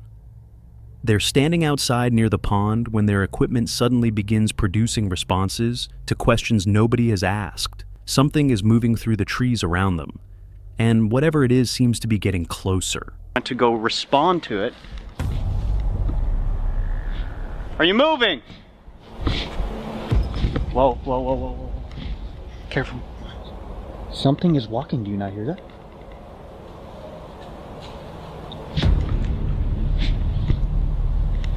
Hello? We hear you. Dude, that sounded like somebody was talking right in those trees. That was weird. That was cool. As they stand outside, strange sounds begin coming from the tree line. They hear heavy footsteps, followed by what sounds like someone speaking. Then the device suddenly produces a response before any of them can even ask a question. First branch snap was so loud. Come! Shut up. First word? No. Come with me. I swear on my life, I heard voices, dude. I don't know if we caught it on audio. I really... Be fearful. Listen. Every fuck time we come to this place, dude. It's bad. This is awful. Something just jumped in the wall. Evil. Shut up. Jesus fuck Christ, a bug flew in my eye. The firefighters responded to this crash. Oh, Appalachia! That just said that's where we are. Bro, that's the first time. Oh my god. That's the first word that came out of there. The first 4 words, come with me. Meanwhile, we're talking about this black figure and we were asking if anyone out here can hear us, right? I'm not going? Wait, what? More voices follow. There are sounds resembling someone jumping, along with strange responses coming through the spirit device. Wyatt, Ryan, and River look at each other, completely confused. None of them said anything. They're still trying to understand what just happened when something suddenly rushes past them in the darkness. What happened? Are you okay? No bullshit. Safe? Help you? Something, as we're coming this way, something behind me, again in the trees, was rushing this direction. Guys, should we have just stayed in the cabin and not come over here? We're about to find out, aren't we? Where are you? Wait, that was our cabin. That did, that sounded like a... Okay. Careful of the witch? Yeah. Careful, dude, did you just hear our fucking cabin? Did that not sound, that sounded like it sounded like the door opened. Whoa. Whatever it is moves through the trees at incredible speed, passing directly beside them. One of them immediately spins around, but there's nothing there. No movement, no figure, nothing in any direction. Then they hear noises coming from the cabin. They begin making their way back when the darkness beside them suddenly erupts. Where are you? Shit. What the fuck was that, dude? Stop. Bro, I almost just fucking died. Guys. Go. It's time to go. You can't be right here. Holy shit. Nobody was fucking walking, nobody was moving, and I heard. No fucking way, dude. Guys. It just said don't provoke me. Bro, I'm telling you. We just left because we didn't jump in, now they're really angry. I'm literally, let's just go. I'm not even gonna point this way. Let's just. Something crashes out of the trees right next to them with enough force to send one of them falling hard to the ground. Before they can even recover, the device suddenly produces a chilling message. I am very angry. That's enough. They don't stop moving until they reach the cabin and get through the door. Once inside, they try to calm themselves down. But moments later, something knocks on the back door. I swear on everything. It was like a shadow just moved away from this wall, dude. I swear. Like a human.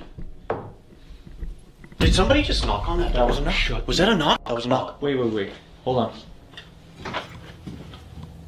on. There's not even a door handle. Bro, is that screwed in? I think so. Oh, something's happening. Yes, Yeah, guys, somebody just something's knocked on that door. Is Should it we- the... Maybe it's the renter people? I need a light. Wait, why the fuck? Wait a second. Why? Wait a fucking second. Why did I just do that? No fucking way. Listen, that was a knock on the back door. Why would the people that we rented the cabin from, why would they knock on the back door? On a door if that they doesn't know, open. Yeah. I opened the front door, dude. Dude. You guys are hearing this? Then they notice something even stranger. A shadow moves across the wall beside the window, but none of them is standing close enough to cast it. 3 deliberate knocks sound from the back door.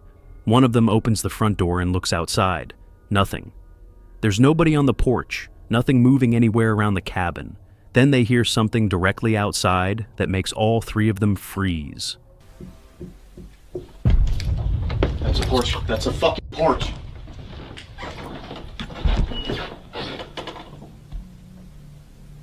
Guys, I heard a woman. It was a woman's voice and she was right there. She said, "Help." Knock. Someone just knocked on the door. Did you hear it? Wait.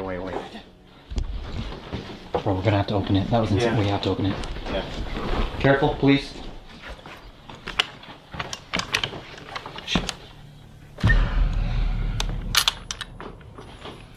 Nobody's there. Nobody's there. Hello? Did you say something? No. What? Close that door. Did you hear that voice too? I did. 3 knocks, this time on the front door. They open it.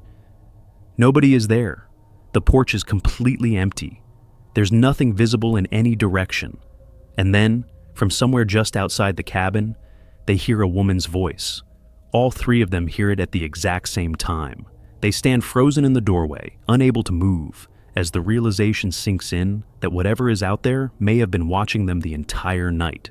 Exploring with Angelo follows Angelo as he solo camps in the remote wilderness of British Columbia during a long road trip through Canada. Since arriving at this location the night before, he's been hearing and feeling things around his campsite. There seems to be something in the woods near the lake, and after dark, Angelo decides to go back down there alone to see if he can make contact. As he makes his way toward the lake, something strange happens. Something going on in this area. We know that for a fact. So I'm not going down there without a little bit of backup in case we need it. Essentially for wilderness defense. Also for maybe a demon. Maybe I'll just shoot the demon. I don't know.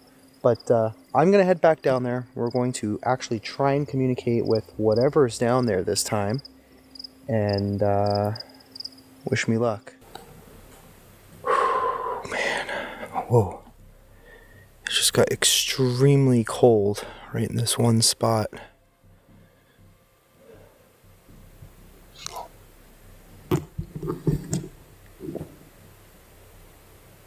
Is whatever was here last night here tonight? Do you see me? Okay, I'm gonna go a little further ahead. I'm gonna actually go to where we were fish. Stop. What was that?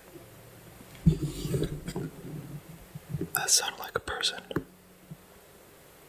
In that direction.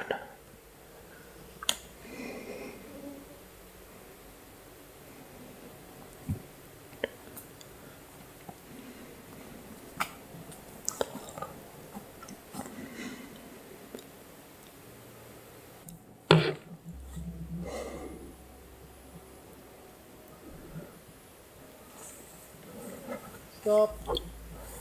There was again. What is that? The temperature suddenly drops in one specific spot. Then, almost immediately, he hears something from somewhere ahead of him. It sounds like a person. Angelo continues down the path, but the deeper he goes, the stranger things become. Something appears to be moving through the trees alongside him, keeping pace with every step he takes. Then someone calls his name. Where's here? Okay, now I just heard my name that way.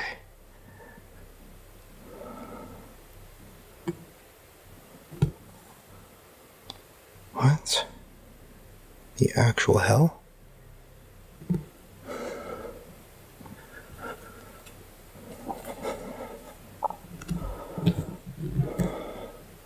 The weirdest part too, I can't hear properly, but it almost legit sounds like me, like it's imitating my voice. Are you imitating me?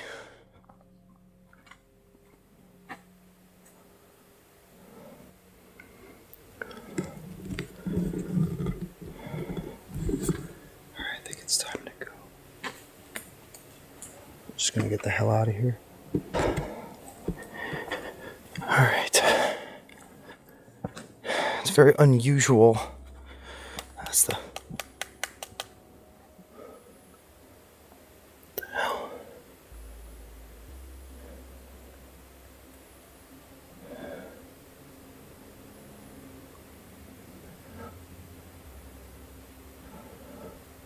I don't know what that was. It was like something tapping on a tree or something. Okay, Bigfoot, calm down. Screw it, let's just keep going. Don't stop.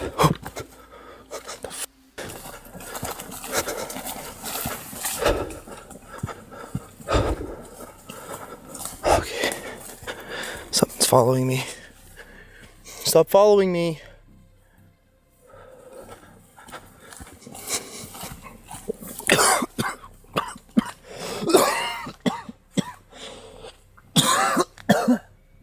The voice comes from somewhere in the trees right beside the path. Angelo stops. For a moment, everything goes completely still. Then he begins hearing tapping sounds coming from the trees around him.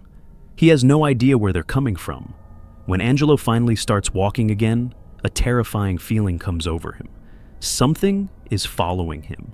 He looks around, but there's nothing visible in any direction. The forest is completely dark, and he can't see anyone or anything nearby. That's when Angelo starts running. He doesn't stop until he reaches his tent. Back at the campsite, Angelo stands beside the fire, trying to process what just happened. Then he hears it again. His name. But this time, the voice comes from somewhere right inside the campsite. Angelo immediately sweeps his camera around the area. There's nobody there, and that makes the situation even more disturbing. No one in this area knows Angelo's name. Nobody should be out here.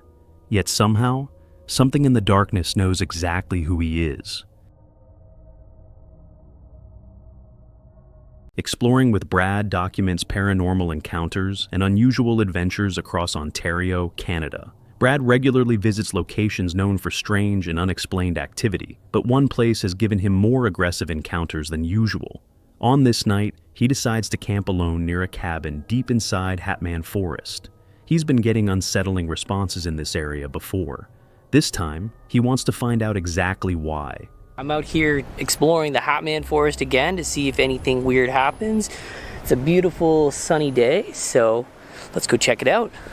I've always heard weird sounds up here, so I kind of want to go up there and check it out. This is kind of the Hatman area, and it's funny, it's almost like a Slender Man type figure and phenomena, because if you ever capture it on film, it's like high and by. It's there and then it's not there. You know what I mean? Brad sits alone beside the campfire while his camera continues recording. Then, without warning, he hears something coming from the tree line.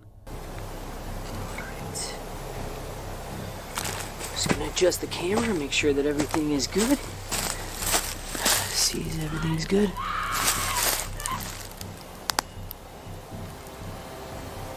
I don't know if you guys heard that. I just heard, it sounded like somebody said, "Help me" over there. What the fuck was that?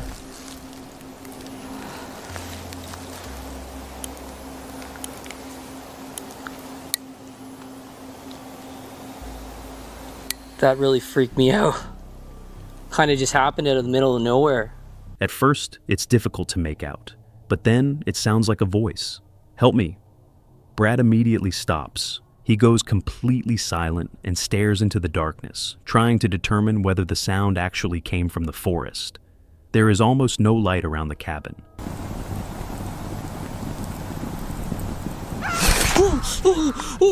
Oh man! Oh man! What the freak was that? Oh man! Oh man! That's terrifying.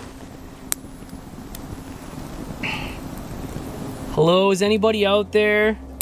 Brad switches on his green night vision light and slowly begins scanning the property. For several moments, nothing appears. Then he hears movement. Something is moving somewhere in the darkness around him. Brad keeps scanning. Then another sound comes from a different direction. And then another. Oh man! What the freak is going on here?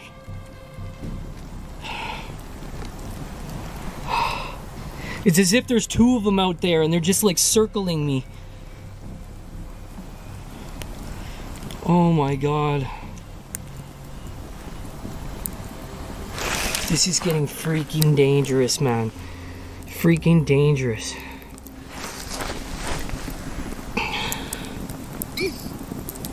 The noises seem to be coming from multiple places around the cabin, making it impossible for him to figure out where the source is. Brad admits that he is starting to feel genuinely unsafe. Whatever is out there remains just beyond the reach of his light. The fire begins to die down, leaving Brad standing almost completely alone in the darkness. Then he hears something that makes him freeze. Holy man! Holy! Oh, free! Oh, free! Oh man, what was that? Oh boy. Oh man.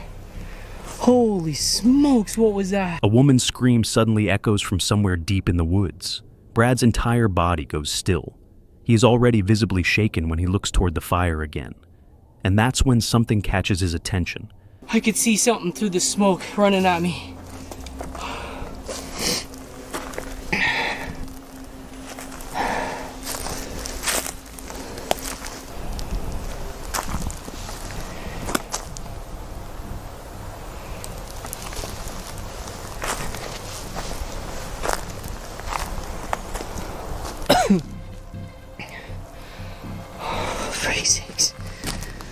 Oh, freak's sakes. Oh man. Oh man, I'm shaking right now. There's something out here. There's literally something out here, dude. Something appears to be moving through the smoke. Slowly, it seems to come directly toward him. Brad immediately scrambles backward, trying to put distance between himself and whatever he just saw. When he finally speaks again, his voice is unsteady. Whatever is happening around this cabin, Brad is clearly struggling to keep himself together. Paranormal Discovery follows Lamar and Chelsea as they return to an old Icelandic settler ghost town in Nova Scotia for the second time in just 48 hours. The site has a disturbing history. 2 families settled here during the 1870s. A young boy reportedly died after a roof collapse, and somewhere on the property are believed to be several unmarked graves. But what happened during their first visit is what brings them back. What's going on, everybody? We're back. Another haunted campout. We're back at lot 3 because we wanted to figure out something, okay? So I back there, heard some like crazy ass breathing. I don't know what it was from, but whatever it was intelligent, and it didn't seem like a deer or a bear or something that was just like scavenging the area. It actually seemed like it was stalking me. I have a feeling that it's not far from here today. So literally I filmed 2 days ago, I think, here. So we're back like literally 48 hours. I talk about the Yule Cat with them. What the fuck was that? You heard that? Yeah, I did. That's what I heard walking last time. I heard some over there now. That's over there. Wait. So there are coyote snarls here.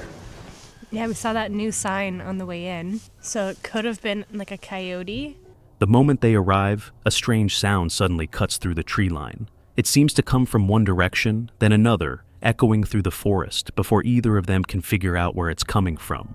Lamar immediately recognizes it. He says it's the exact same sound he heard during their previous visit. Then, just as suddenly as it began, the noise stops. Later that evening, the two are cleaning up after dinner when Lamar suddenly stops walking. He points toward the path. Something is standing there. Where that path is? Right Yeah. over there? What do you think you saw? That was a person, like the shape and tall, like a slender person. Like just standing there or moving? No, standing there, like just a slender, tall, like just slim person.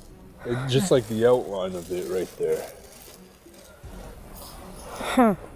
That's sketchy. What did that just say? Spirit Talker literally just said he doesn't like you. Hold on a second. Neither Lamar nor Chelsea remembers seeing it before.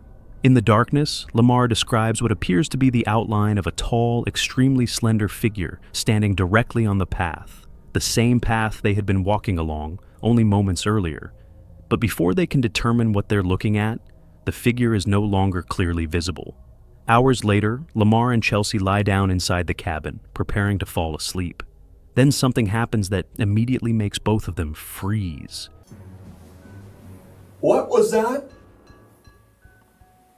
What was that? Is that right outside?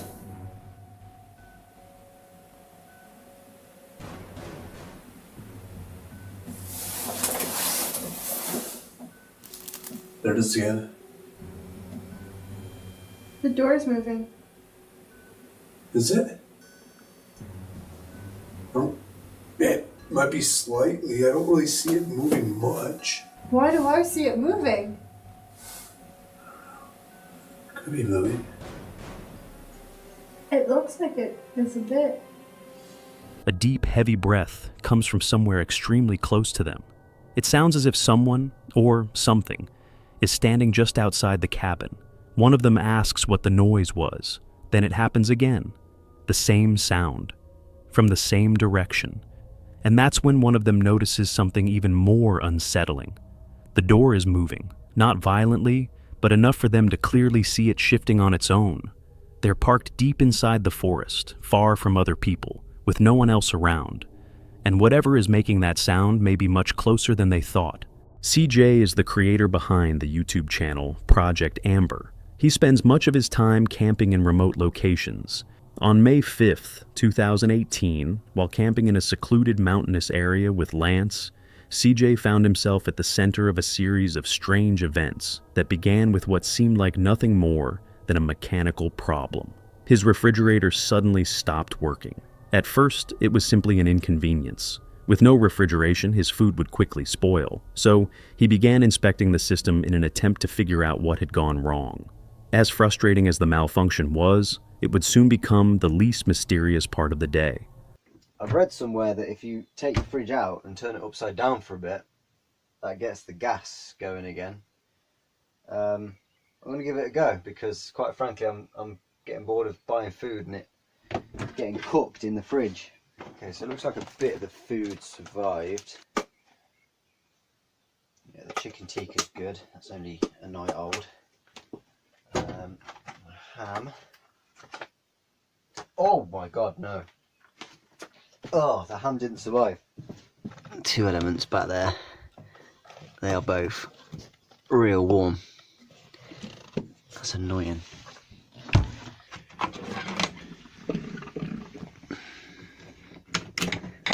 that out, I'm going to have to take the plug off.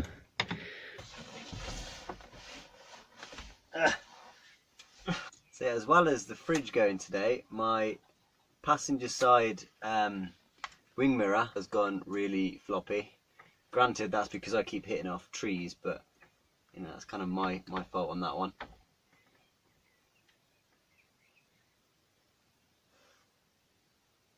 Yeah, of course it's off. I just stopped then thinking is the power off, but that's the plug. There is no electrics this side. The side step has started to sag a little bit. There we go. While exploring the area surrounding his campsite, CJ came across an old abandoned well hidden among the trees. The forgotten structure immediately caught his attention. Although there was no obvious connection between the broken refrigerator and the abandoned well, discovering such an isolated place brought to mind countless local legends and horror stories surrounding abandoned sites deep in the wilderness. Curious, he continued exploring. Then he noticed someone. Okay, I'm seriously freaked out now. A minute ago I could hear like really loud moaning,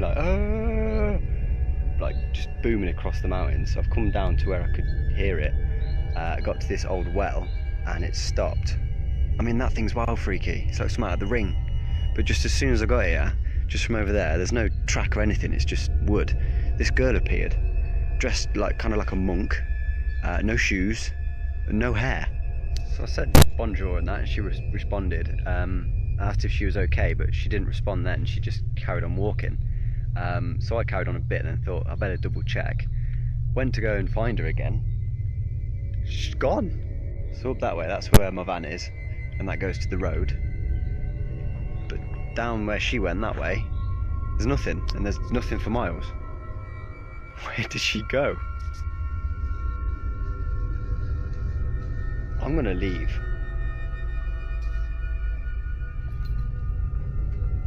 In the distance, a lone woman was walking through the forest.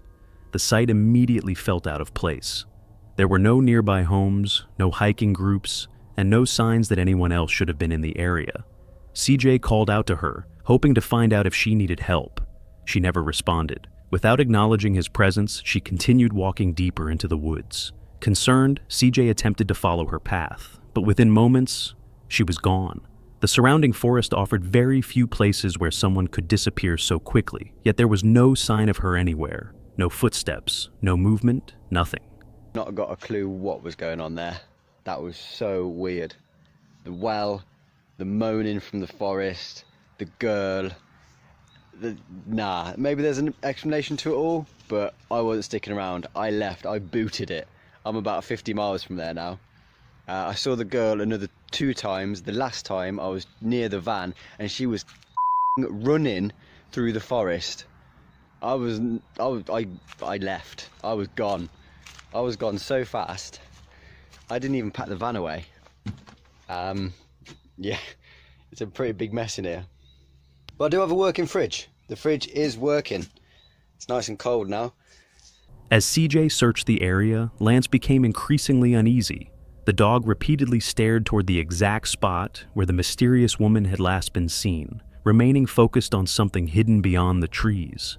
Whatever had captured Lance's attention wasn't visible to the camera.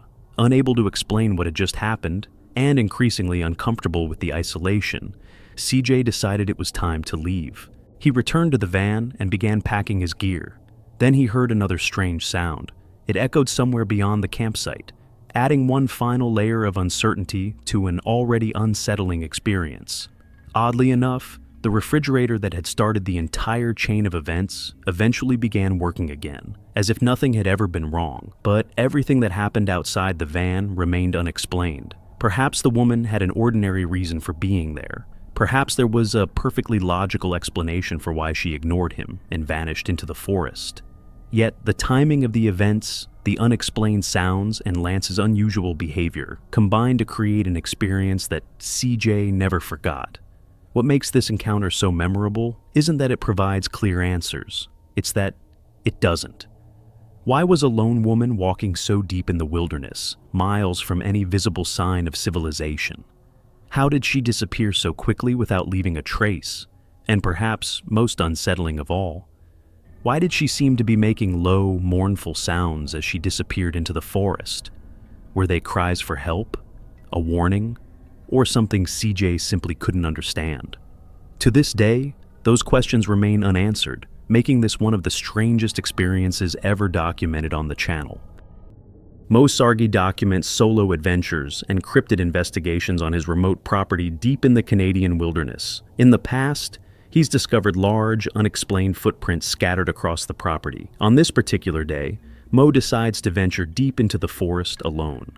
This time, he leaves his rifle behind as he heads toward an abandoned deer hunting stand and explores an area of the property he's never entered before. But within minutes, something makes it clear that he isn't alone.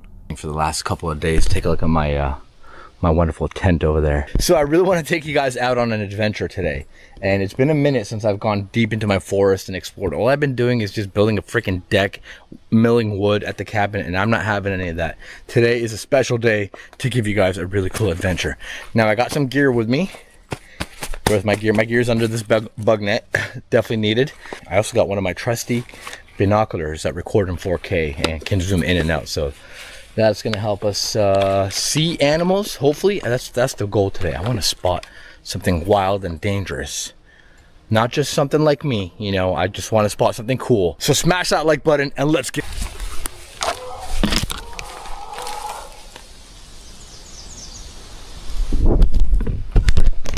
Fuck was that?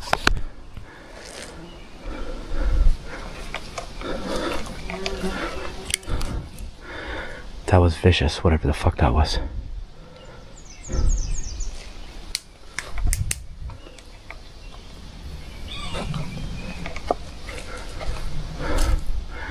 That sounded like something big. What the hell was that? My heart is beating so hard right now, oh my god. It better not be Bigfoot.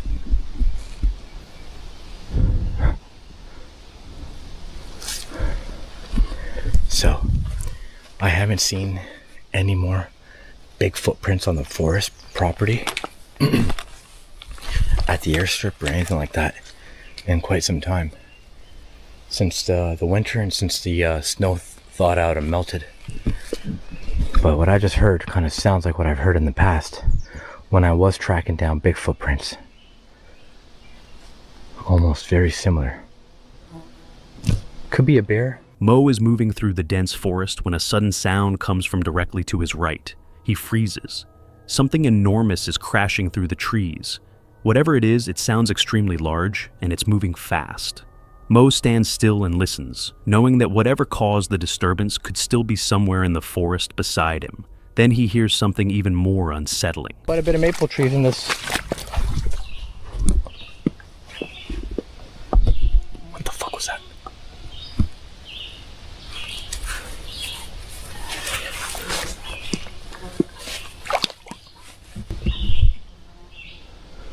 There's something growling at me.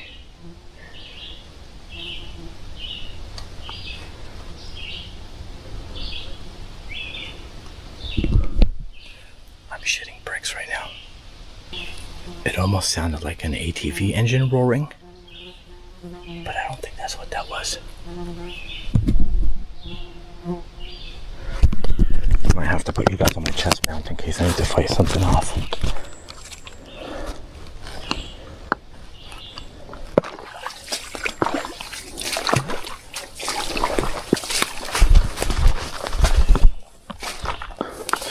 Alright, I don't know what that was. That was very scary. I don't know if the camera picked up on it. But it was like a rumble. Like a deep groan. It's like almost like watching one of those Jurassic Park movies and hearing a T-Rex just roaring. That's what that sounded like. A deep rumbling growl comes from somewhere in the trees. It's a sound Mo says he's never heard before. He continues deeper into the forest, eventually reaching a wet section of the property when the strange sound happens again. Another deep guttural rumble. At this point, Mo puts his camera onto his chest mount so both of his hands are free in case he needs them. Then he notices something in the mud. Footprints. They're fresh, unusually large, and immediately remind him of the tracks he discovered during the winter. Are there any more? Yeah, right there. Look, that's another one right there. I don't know if the camera's gonna see this one. Now, obviously back when it was snow, they were much deeper than this. Because obviously the snow will sink in more than this mud. It's hard mud right now. I don't think I see any more. Nope, I do. That's another one here. And it looks like one over there on the side. Oh yeah, like it kind of looks like it stepped down. See how the mud is broken here? It kind of looks like something stepped down that way. I'm walking on the edges here because I feel like a lot of these footprints are here in the middle. I'm not seeing any right now. There could be more. Or whatever it was, it could have just veered off into the woods. Off the trail, I mean. We are in the woods. You always got to remember that you're actually deep in the woods. What is that? That's a big one right there, guys. Yeah, that's definitely it. It's definitely a big footprint. There's another one right there. Some big footprints, but they're very, very vague. It almost looks like it stepped over here and it went down that way, or it went that way. Alright, so now it's just my footprints everywhere. Contaminating the area. Sorry, but I can't fly. I wish I could fly above these things, but I can't. It sucks that I'm ruining the big footprint, but... Mo gets off his ATV and begins following the trail on foot. One large indentation appears in the mud, then another, and another. The farther he follows the trail, the more footprints he finds. Mo finally says what he's thinking out loud. These are the same prints he discovered during the winter. Whatever has been moving around this property before, it's still here. This encounter from CJ Faison is guaranteed to make you jump. CJ Faison is known for buying abandoned homes, cursed properties, and some of the most haunted locations across America. Once night falls, he and a few friends explore these eerie places in search of the unknown. In this investigation, they travel deep into New Jersey's Pine Barrens, hoping to uncover evidence of the legendary Jersey Devil. But within the first 10 minutes, disaster strikes. Their van sinks axle deep into thick mud, leaving them stranded miles away from the nearest road and completely out of cell service. With no other option, they continue on electric bikes, riding through one of the most isolated forests on the East Coast. That's when everything changes. Oh! Oh!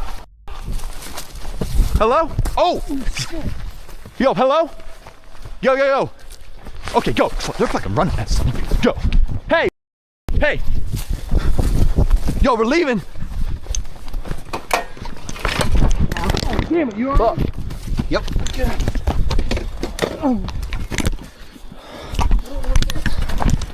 Yo, we're not f***ing with you, dude. We're rolling out. We were just... Sonny, where you at? Well, oh.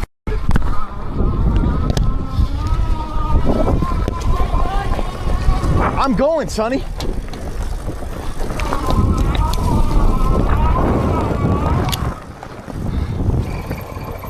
Yo, hang on a second. Hang on, hold the light. He's probably just fishing. We probably his fishing spot. He's just fishing.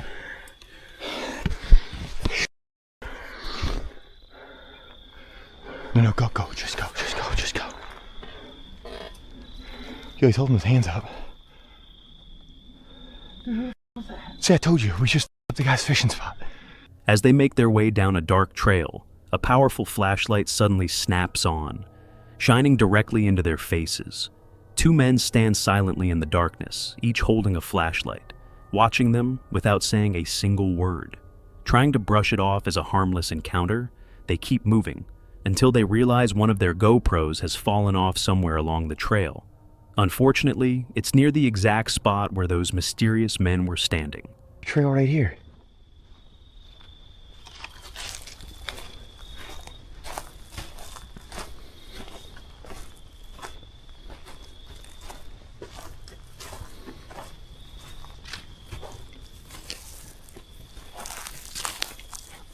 Bro, what in the hell? What is that?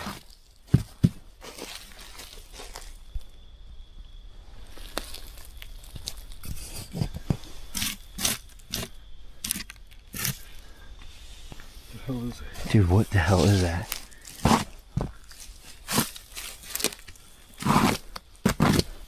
It's got like some kind of inscribed artwork. And it's burned. That's really weird. This ain't even a trail. It's just like dead ends over here. You want to lift it up?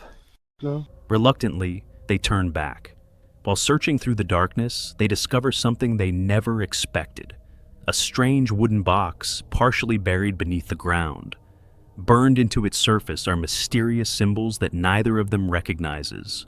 Before they can even process what they've found, they notice something even more terrifying. Moderate run, don't trip me, I won't trip you. I'm gonna...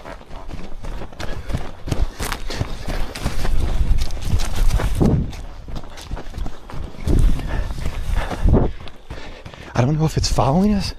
Oh yeah, dude, he's following us, 100%. Dude, he's in like a... Okay. Stop for a second, just see if its light's moving.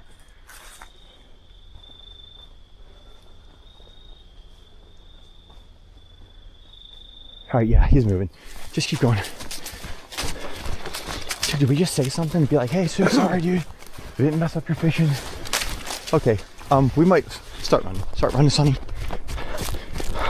Hang on. This, if he's gonna see our light. Whoa! Quit grabbing your dick and come on. Bro. Let me put this small light away.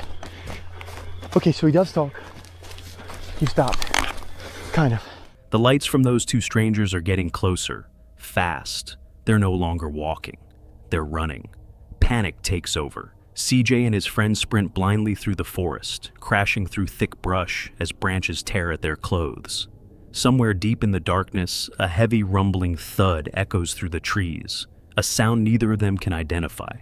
They never found out who those two men were, they never explained the strange box, and they never discovered what made that terrifying sound. They simply ran and didn't stop until they reached their van. This encounter comes from Moxley's paranormal world. In this investigation, Moxley and his friend Ming travel deep into a remote forest haunted by one of the country's darkest tragedies. Moxley had camped in this forest alone once before. Afterward, he described it as the worst decision he had ever made. This time, he wasn't taking any chances.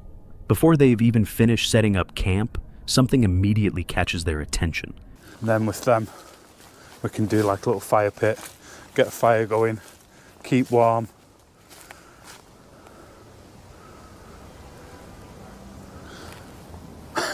Not too sure what that was. Just like a black shadow went. Could have been somebody on a push bike, to be fair.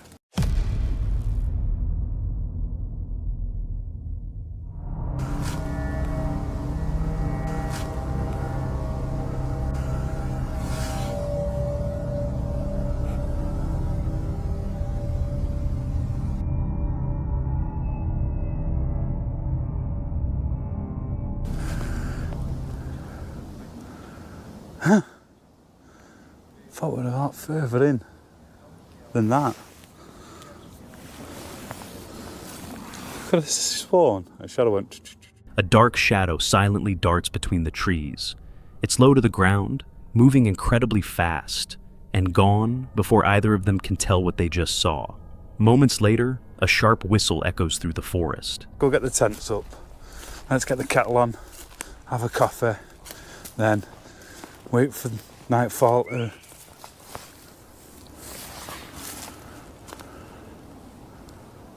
That f***ing scared me then. That was very loud, wasn't it? Yeah, that was really loud. I was like, hey. So there is people in the woods. That will explain what I seen going past then. Hey Ming, Yo. We've walked in here. Yeah. We're away from the trail. Yeah. Right.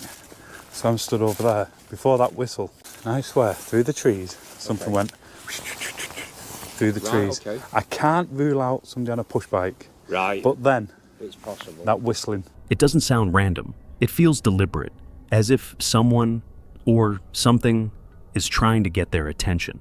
The hours pass slowly. Neither of them manages to get much sleep. Throughout the night, they continue hearing movement circling their campsite just beyond the reach of their flashlights. Ghost hunt. Let's see if we can try and communicate with whatever is out here. Right, let's leave the tent. I think Ming could be asleep. So let's venture out there.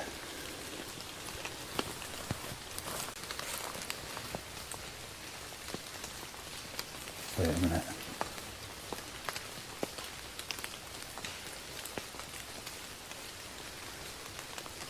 There's people in the woods. What the hell? I don't know if you're seeing those lights. There's definitely people there again. I think we're just going to walk over and do a bit of a ghost hunt. It's not coming up. Ming? Yeah. Ming? Yeah. Right. There's 2 sets of torches coming towards us, mate. Right, okay. I knew I heard something. When I was laying in the tent, I knew I heard something. They're over there, where my torch is now. Yeah, you can see it. See them? Yeah, they're coming this way. I told you, didn't I? When I was in the tent, I thought I could hear stuff over there.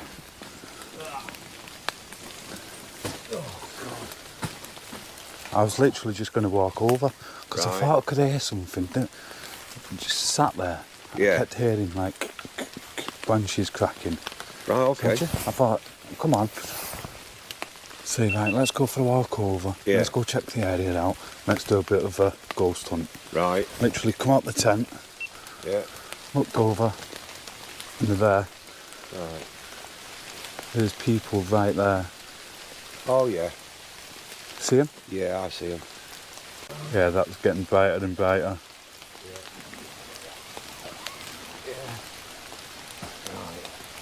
Whoa. Hello. They've gone off. No, no. Have Oh, they? they've just turned the torches off. Oh yeah, so they have. Yeah. Yeah. They've definitely turned them off. Yeah. They're definitely around there somewhere, aren't they? Yeah. Yeah.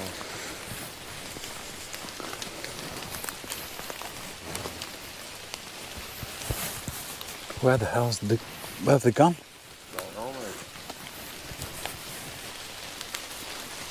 So you're there, of people possibly watching us. Yeah. It could be true. Seems like it could be right now, Yeah. doesn't it?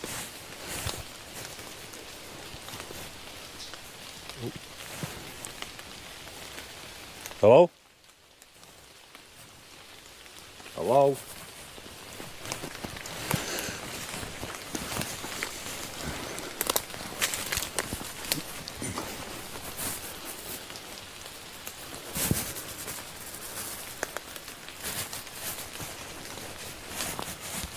What was that?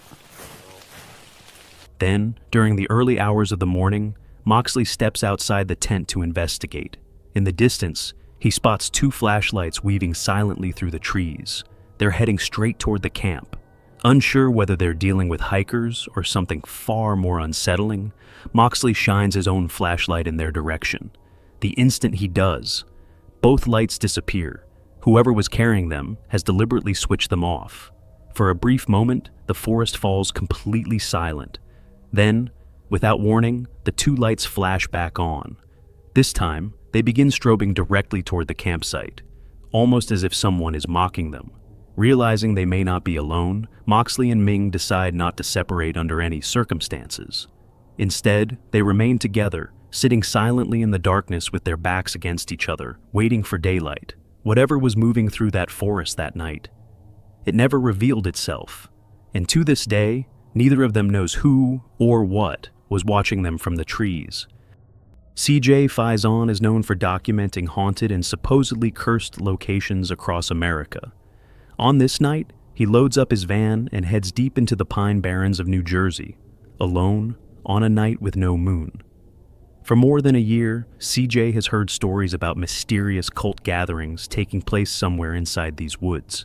Tonight, he decides to venture into the forest alone and find out whether any of those rumors are actually true. They're stopping and they're pulling in.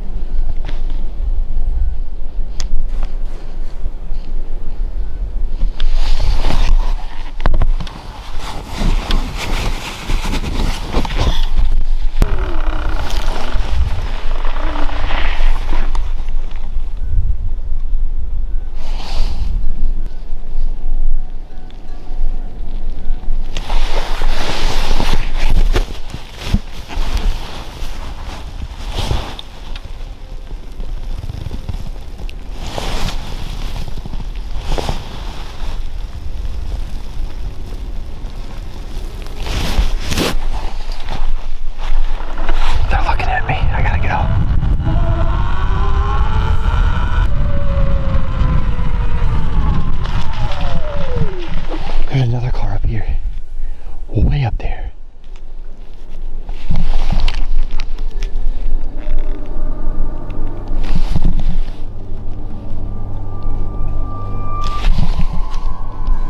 That Jeep's backing up.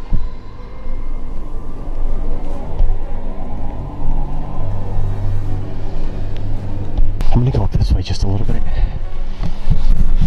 I'm gonna turn around. That Jeep literally was just the lady. There's a lady. She just got out right where I got out, or like right where I got off of my bike. There's another vehicle up here, off to either the left or the right. I know y'all can't see it because I got my fisheye lens on. It sounds like that Jeep's going somewhere else. All right, I'm coming up here on the back up on the place where the Jeep actually stopped and got out. And who knows, like maybe that was like a drop-off location for something.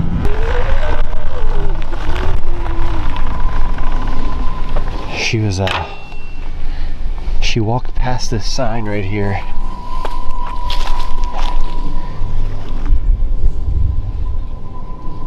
Did something. There's a mask right here. A very hairy mask. As he begins heading back toward his van, a Jeep suddenly pulls up ahead of him. A woman gets out, walks past a nearby sign, and crouches down beside the trail. She appears to leave something behind before getting back into the vehicle and driving away. Curious, CJ walks over to the exact spot where she stopped. Lying on the ground beside the sign is a strange, hairy-looking mask. CJ stares at it, trying to figure out why someone would leave something like this in the middle of the woods. Could this be some kind of marker? A drop location? Or something connected to the rumors that brought him here in the first place? But then he remembers something even stranger. A man had previously walked down the same trail, and CJ had been watching the area the entire time. He never saw the man return to his vehicle. He simply vanished. Now CJ wants to know what that man was doing down there. After replacing the battery in his camera, CJ grabs his flashlight and heads into the darkness alone. Alright everybody, I hate to do this, but I'm gonna go find out what this guy was doing down that trail. I'm gonna put a new battery in my camera. I'm gonna hurry up in case there's someone else that comes or is coming for some sort of reason. You can say what you want. That was strange. That was really, really strange. I'm gonna grab my flashlight really quick. Take a quick swig of my drink. This is dumb. This is really dumb. Let's do this.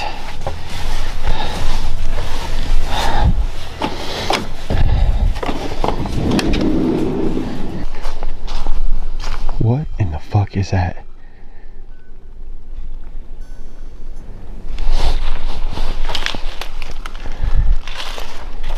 What the hell?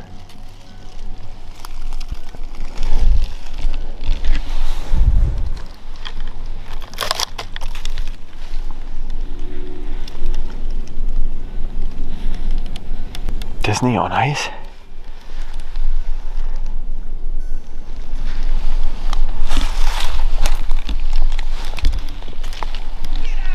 Oh! What the fuck?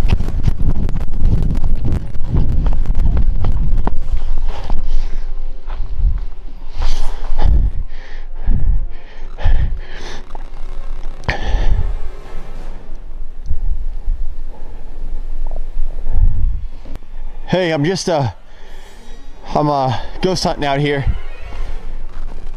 I literally don't mean any harm.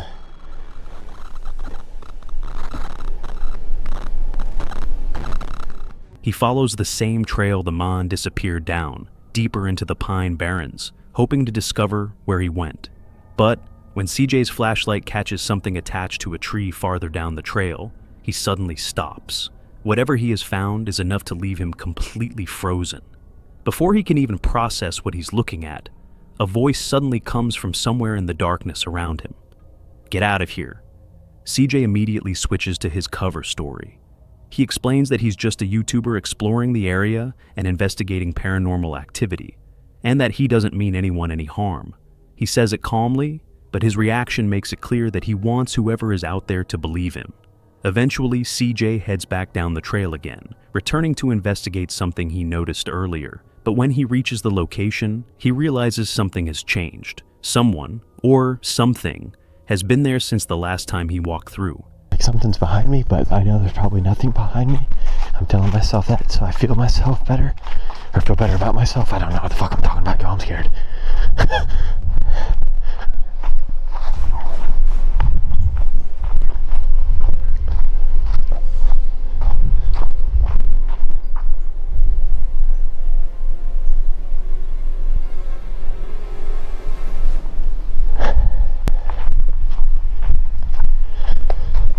Alright, so the sword's gone, so I don't... Oh, what the hell's that? Oh, okay, it's just a bottle of liquor. Alright.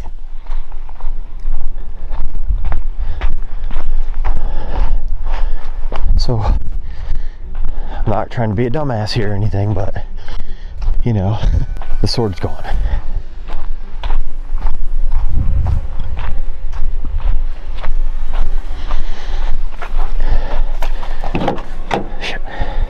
The trail is completely silent as CJ makes his way back.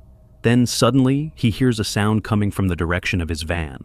CJ immediately picks up his pace. As he walks, he admits out loud that it feels like something is following him from behind. He keeps moving, refusing to stop and look back. Finally, he reaches the exact spot where the strange object had been planted in the ground earlier, but now it's gone.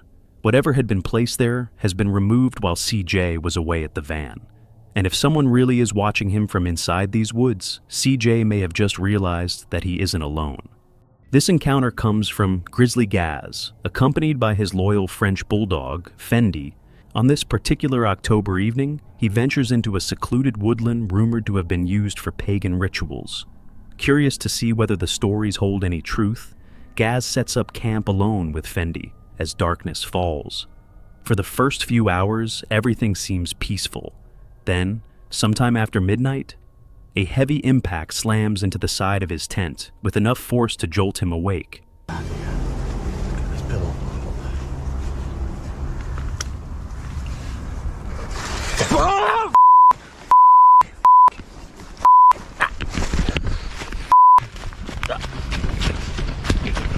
Get out. Fendi! Fendi! Come here, mate. Oh, you're alright. With that.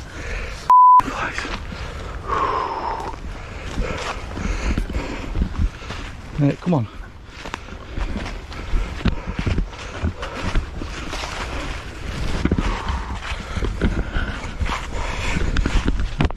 This is all torch that I've got.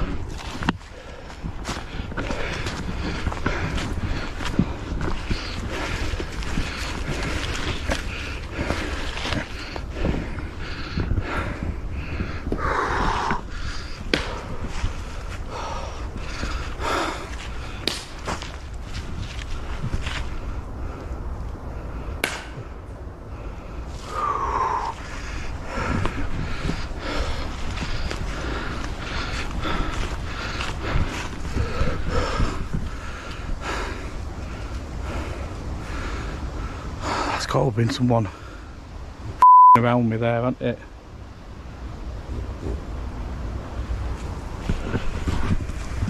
Hey, come here. Come here. Right, I'm going to turn this light off.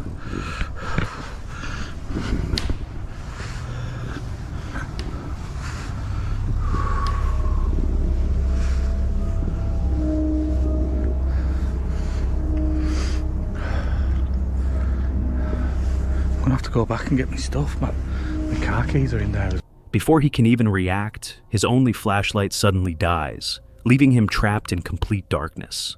To make matters worse, Fendi is nowhere to be seen. His car keys are still inside the tent, but with no light and no idea what caused the loud bang, Gaz is forced to feel his way through the darkness, hoping nothing is waiting outside. After a tense search, he finally retrieves his gear, finds his dog, and manages to leave the woods before anything else happens. But the night isn't over. The following morning, Gaz returns to collect the rest of his camping equipment. As he's packing up, he suddenly hears something echoing through the trees. 20 or 30 of them, and then they all started running, and it sounded like they were coming towards tent, so I just grabbed my bag and off skis, because my keys were in my bag. Dozens of voices, men shouting, and the sounds are getting closer. Not wanting to find out who they are, Gaz grabs what he can and sprints out of the forest, leaving his tent behind. When he returns the next day, he's met with an unsettling sight. His tent has been completely destroyed. The poles are snapped, the fabric is torn apart, and the rainfly has been ripped to pieces. Whether it was vandals, trespassers, or someone who didn't want visitors in those woods, Gaz never found out. But one thing was certain. Whoever was out there that night made it clear they didn't want him coming back. The footage was uploaded to the YouTube channel Dark Ghost Paranormal, where the creator regularly ventures alone into abandoned villages. During one investigation in rural Russia, he rides an ATV across open fields before reaching a deserted paved road, unlike anything you'd expect to find in the middle of nowhere. Lining both sides of the road are dozens of old dolls and strange ritual symbols, creating an eerie scene that feels almost surreal. According to the creator, people from a nearby village still travel this road from time to time, and to them, the disturbing display has become strangely ordinary. After several miles, he leaves the road behind and heads deeper into the forest, where he eventually discovers an isolated cemetery hidden among the trees.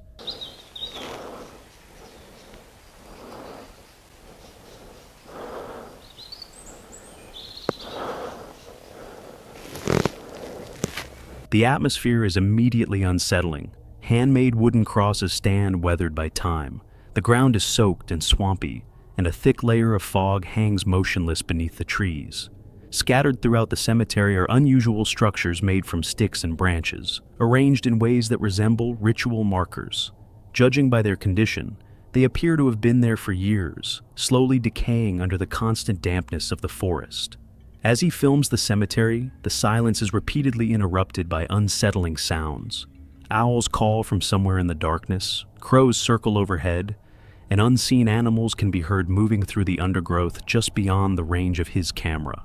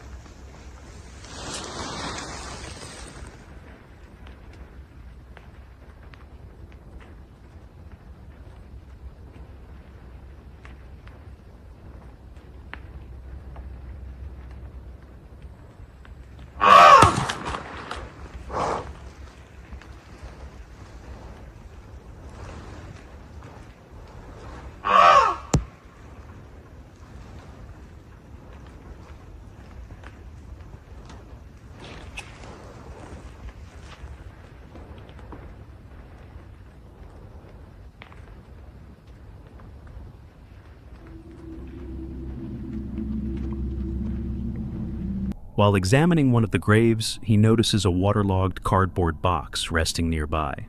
Curious, he carefully opens it and discovers one of the most disturbing dolls imaginable.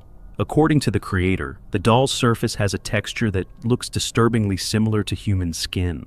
It could just as easily be some type of animal hide, possibly from a monkey, but there is no way to determine what it actually is.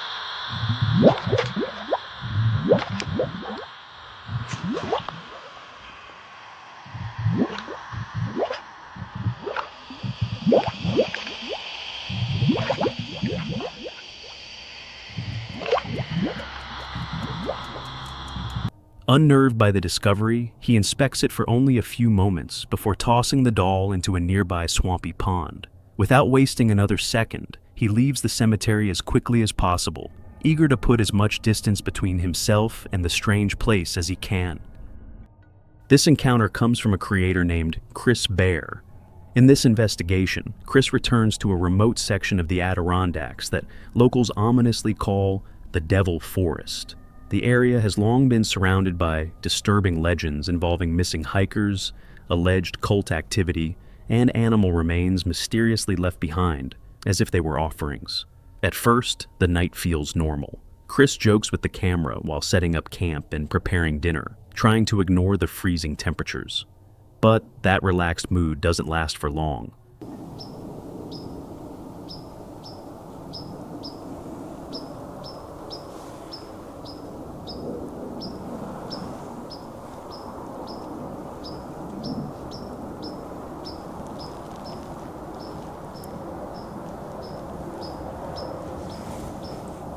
Talking.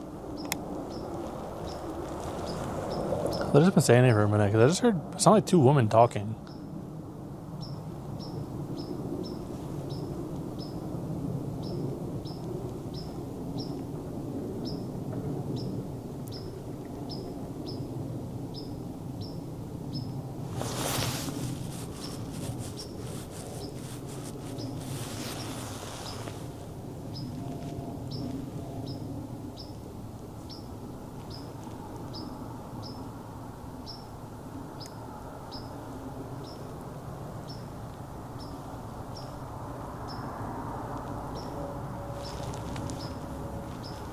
Right now? Whoa. What is that? What is that? Hang on a sec. Oh my god, what is that? No, actually, what the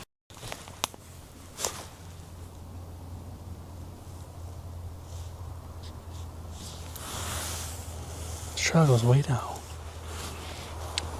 Ew. Ew, what is this?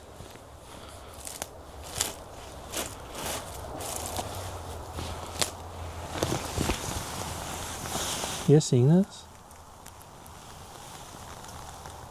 I'm pretty sure that this is just like a weird doll or something, I hope. They killed him. They killed him.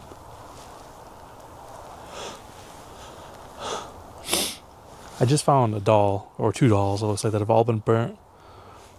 String looks like doesn't want us to go back here for some reason. Oh, there's literally a trail. While exploring the woods near his campsite, he suddenly notices a dark figure slipping through the bushes.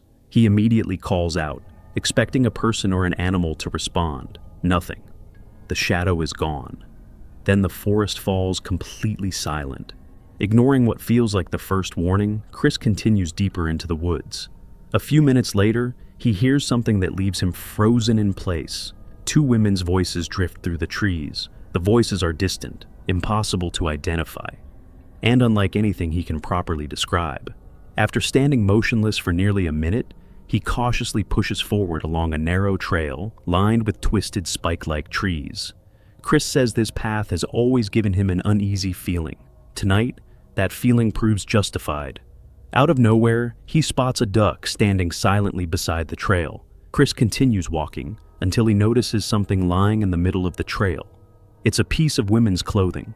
The discovery is especially disturbing because it's found in an area where several people have reportedly disappeared over the years. It's like a weird doll or something, I hope. They killed him. They killed him.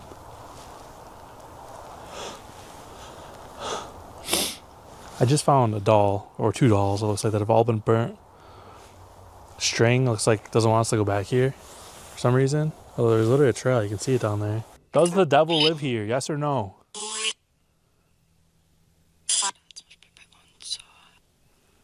What the f did that just say? It just said the devil is here. So creepy. That was terrifying. Did you hear that? Alright, I'm done with this necrophonic. It sounded like a little voice. It was like a breath. Before he can even process what he's looking at, the spirit box in his hand begins producing responses to questions he never asked. Moments later, Chris uncovers something else. Partially buried beneath the dirt are two burned dolls. As he stares at them, the spirit box suddenly speaks. They killed him. Hours later, alone at his campsite, Chris asks the device a direct question. Is the devil really in this forest? There's literally something over here, guys. Okay.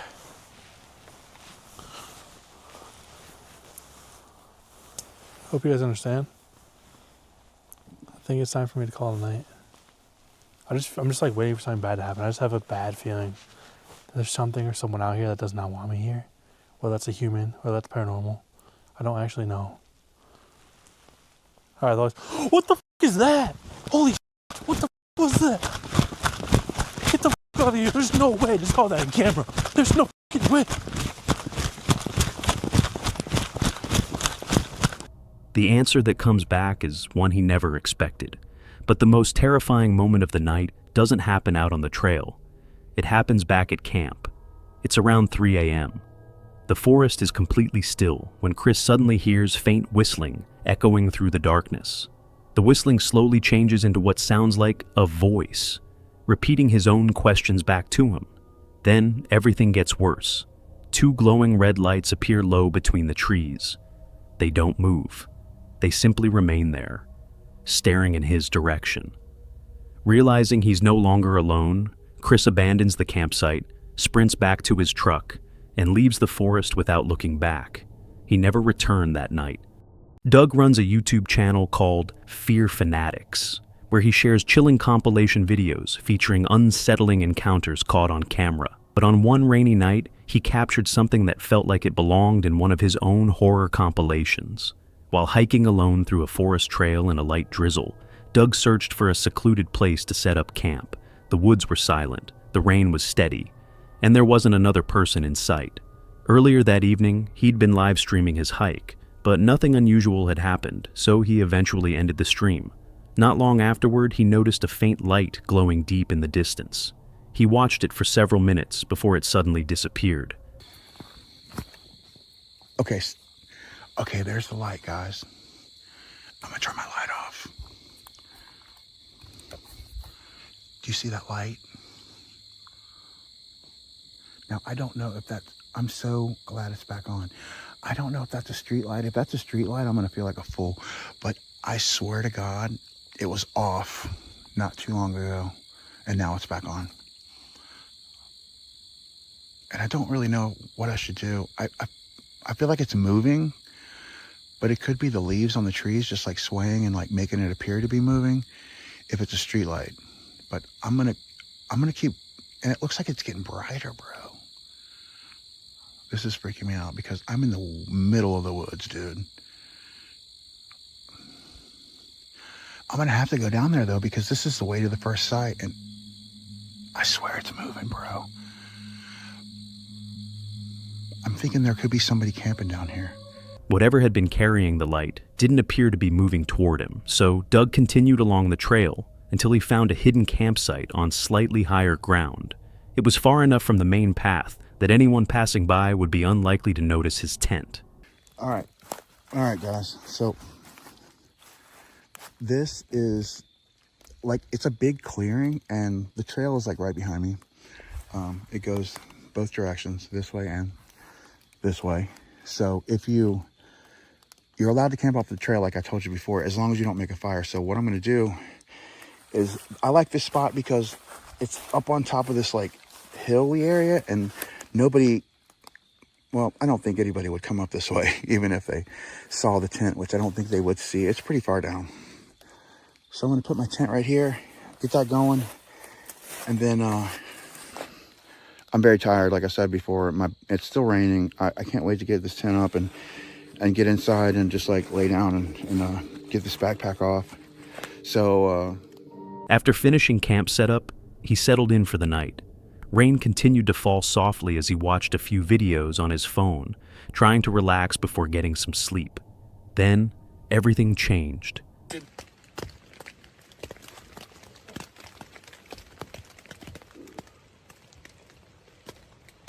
I thought I heard footsteps. I'm gonna turn my light.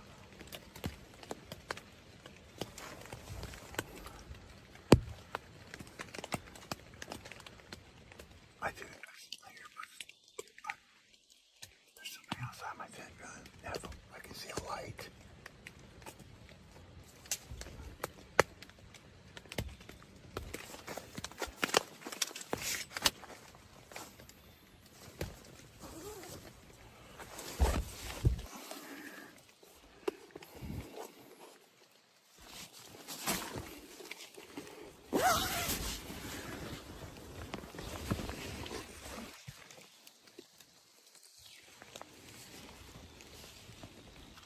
There is somebody over there with a flashlight.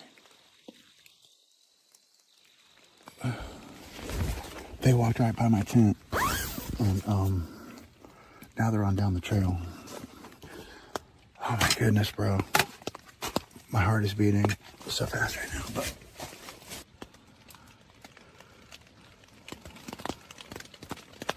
all I can hear is rain now. But I did see somebody on the trail with a flashlight, and I swear they came from this way and walked right down the trail. And then when I stuck my camera outside, I could see him walking. He was continuing to walk down there, but he did stop here. The sound of footsteps echoed along the trail outside his tent. A flashlight beam sliced through the darkness and the rain. Since his campsite wasn't too far from the trail, Doug figured it could simply be another late-night hiker. It made him uneasy, but it wasn't enough to panic. He stayed quiet, expecting the footsteps to fade into the distance. Instead, they came back. If I needed to call somebody, at least this phone, hopefully, will be working. Oh, I do see somebody outside.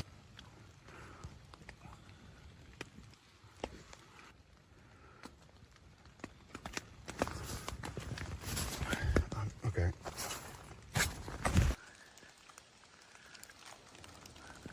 See, this is not right, dude. Like, if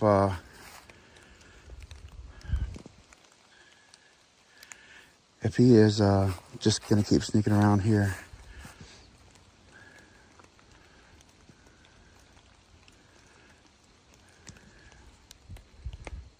you guys saw that. I'm not staying here. If he wouldn't even answer me, and he came back and like was just standing there, and then he took off running. I'm getting my shit. I'm getting the fuck out. Excuse me. I'm getting my stuff. This time, they stopped. Doug carefully looked outside. Standing on the trail was a figure illuminated only by the flashlight. The moment the stranger realized Doug was watching, they didn't say a single word. They slowly backed away into the darkness, almost as if they hadn't expected anyone to notice them. No greeting, no explanation, just silence. Feeling that something wasn't right, Doug stepped outside to get a better look. The stranger immediately turned and ran. That was all the confirmation Doug needed. Without wasting another minute, he packed up his gear, abandoned the campsite, and left the woods. Looking back, it was almost certainly the right decision. Whether the stranger had found him through the live stream, stumbled across the campsite by chance, or had far more unsettling intentions, there's no way to know for sure. But someone silently circling a lone camper's tent in the middle of a rainy night and then fleeing the instant they're discovered isn't the kind of mystery you stick around to solve. On the night of October 5th, 2025, a YouTuber named Jasko drove alone into one of America's most infamous forests, a place surrounded by centuries of legends, disappearances, and unexplained deaths. He was never supposed to be there by himself. A friend had planned to join him, but canceled at the last minute. Jasko decided to continue the investigation anyway. After all, whatever stories surrounded the forest couldn't possibly be true, or so he thought. Not long after arriving, Jasko left his van to explore the surrounding woods. When he returned, he found something that immediately made him uneasy. Trying to get around because I'm kind of a dickhead and I didn't park properly. I just came out of the trail.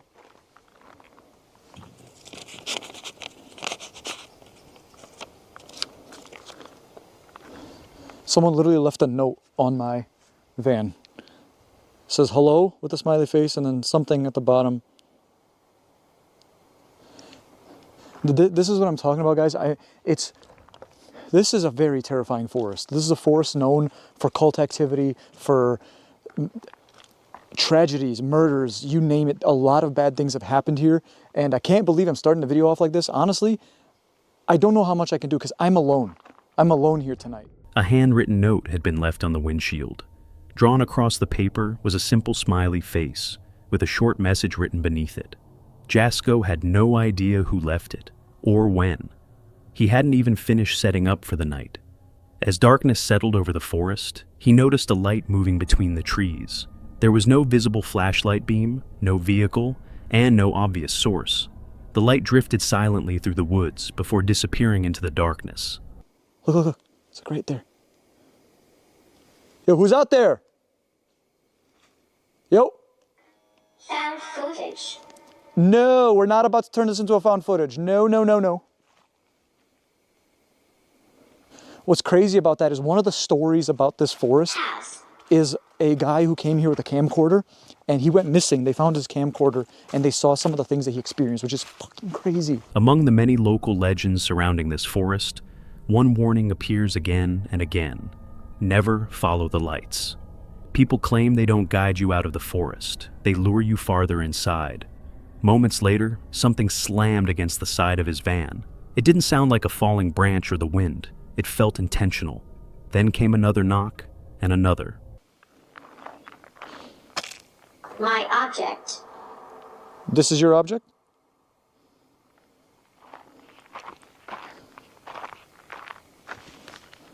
It sounds like... Knocked on wall.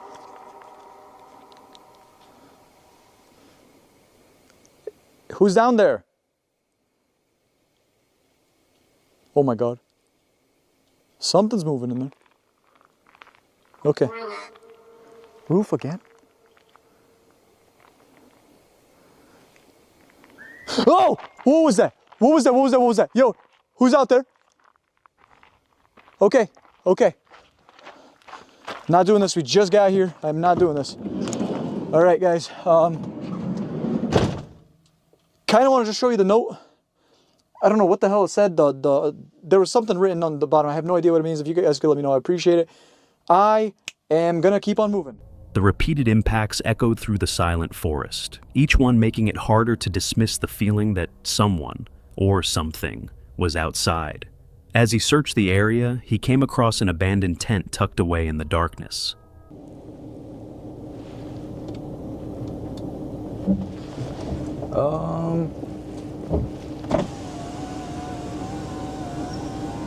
Hello? That was a weird sound.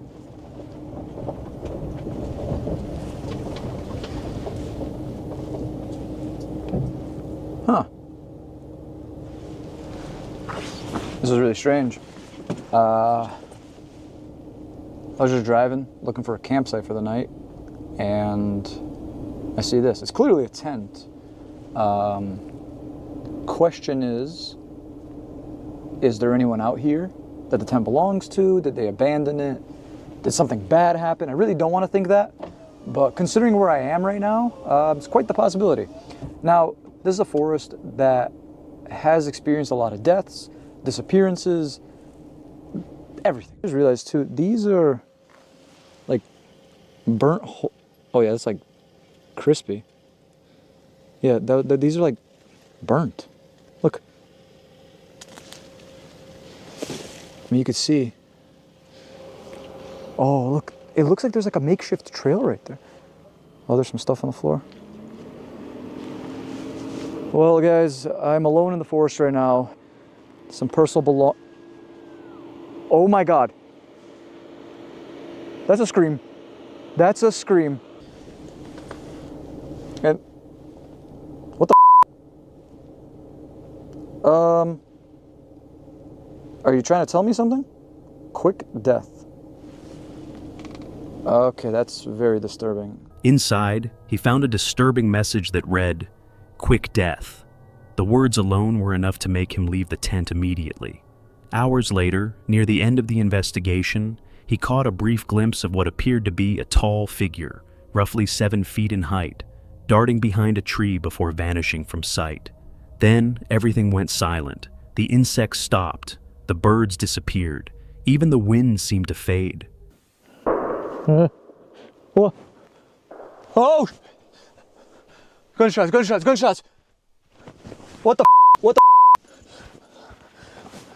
Yo!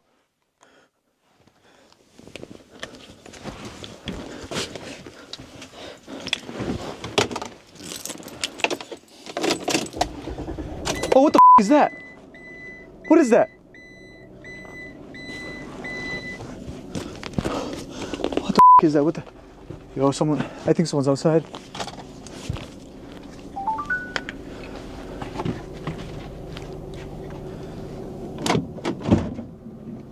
Hello?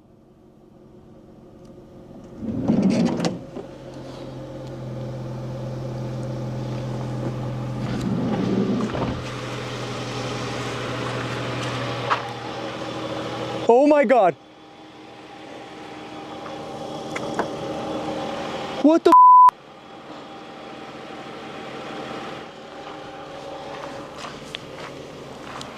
Who's out here?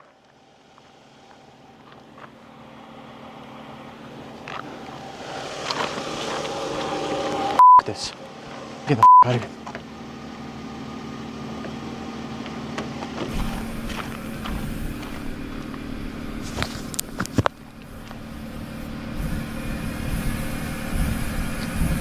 That was flat.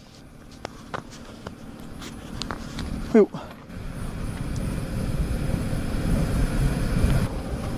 There's air coming out. Oh. Guys, I think someone just popped my tire.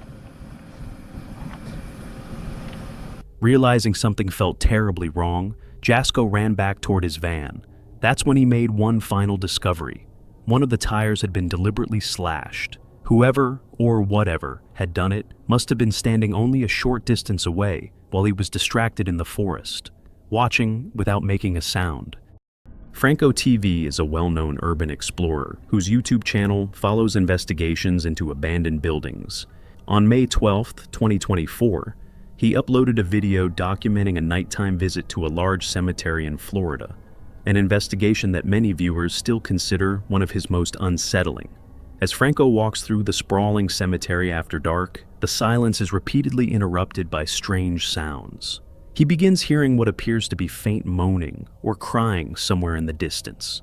The source remains impossible to locate, yet the noises seem unusually close, echoing through the cemetery as if someone is calling out from somewhere among the graves. But this whole place looks like it's abandoned, like there's nothing here anymore. I remember they used to always have lights on, they shut off all the lights, the trees are dead. So I don't see that. I just heard a noise up there.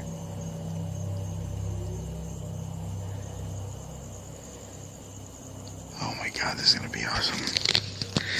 I mean that sarcastically.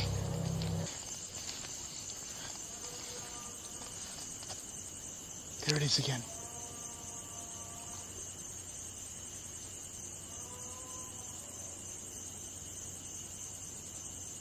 What the hell is that? I can't tell where it's coming from. It sounds like it's echoing from there. As he continues deeper into the property, the atmosphere becomes increasingly tense. While approaching a large mausoleum, his infrared camera briefly captures what appears to be movement near the structure. Moments later, he hears the distinct sound of metal striking metal. Curious, he cautiously investigates the area, but despite searching with his flashlight, he finds nothing that explains either the movement or the noise. A short time later, while examining one of the older tombs, Franco notices what looks like a figure standing nearby. Further back there, but nothing. It scared me enough to just run up here to look. I'm looking at the old lady tomb right now, and I see something. Holy shit.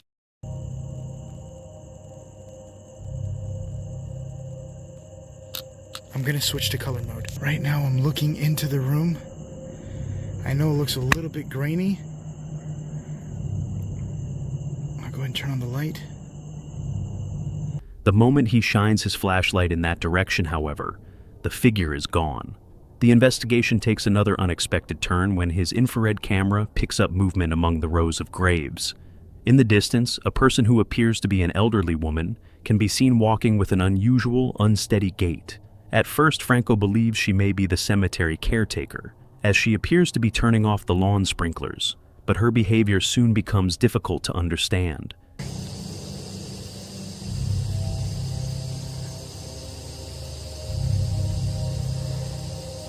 You see it? Oh shit. The sprinklers just turned off. Look. Freaking light. There we go. They're way up there.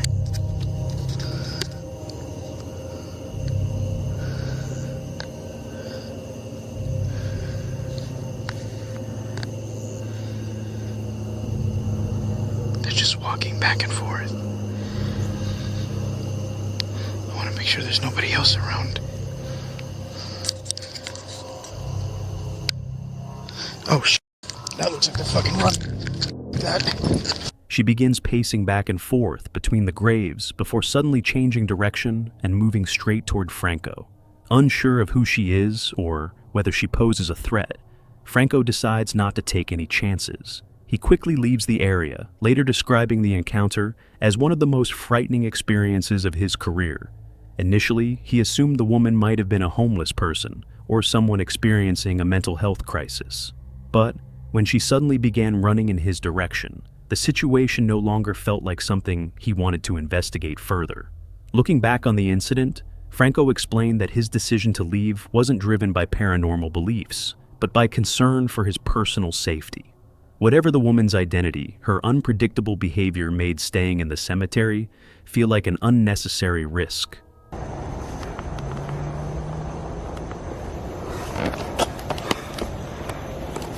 Hello? Ma'am? Do you need help?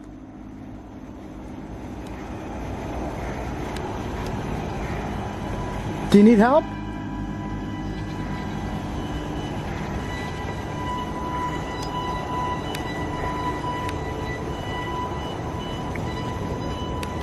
Yeah. The video quickly sparked debate among viewers. Some believe Franco experienced something genuinely paranormal, while others argue the woman was simply an ordinary person who may have been confused, lost, or in need of assistance. Many longtime followers also pointed to a similar incident from 2020, when Franco encountered another elderly woman during a separate cemetery investigation. That encounter remains just as controversial, with some suggesting the woman may have been suffering from Alzheimer's or another condition that caused her to wander, while others continue to cite the footage as one of the channel's most compelling unexplained moments. To this day, neither encounter has a definitive explanation. Whether these events were ordinary misunderstandings or something far more mysterious is left for each viewer to decide.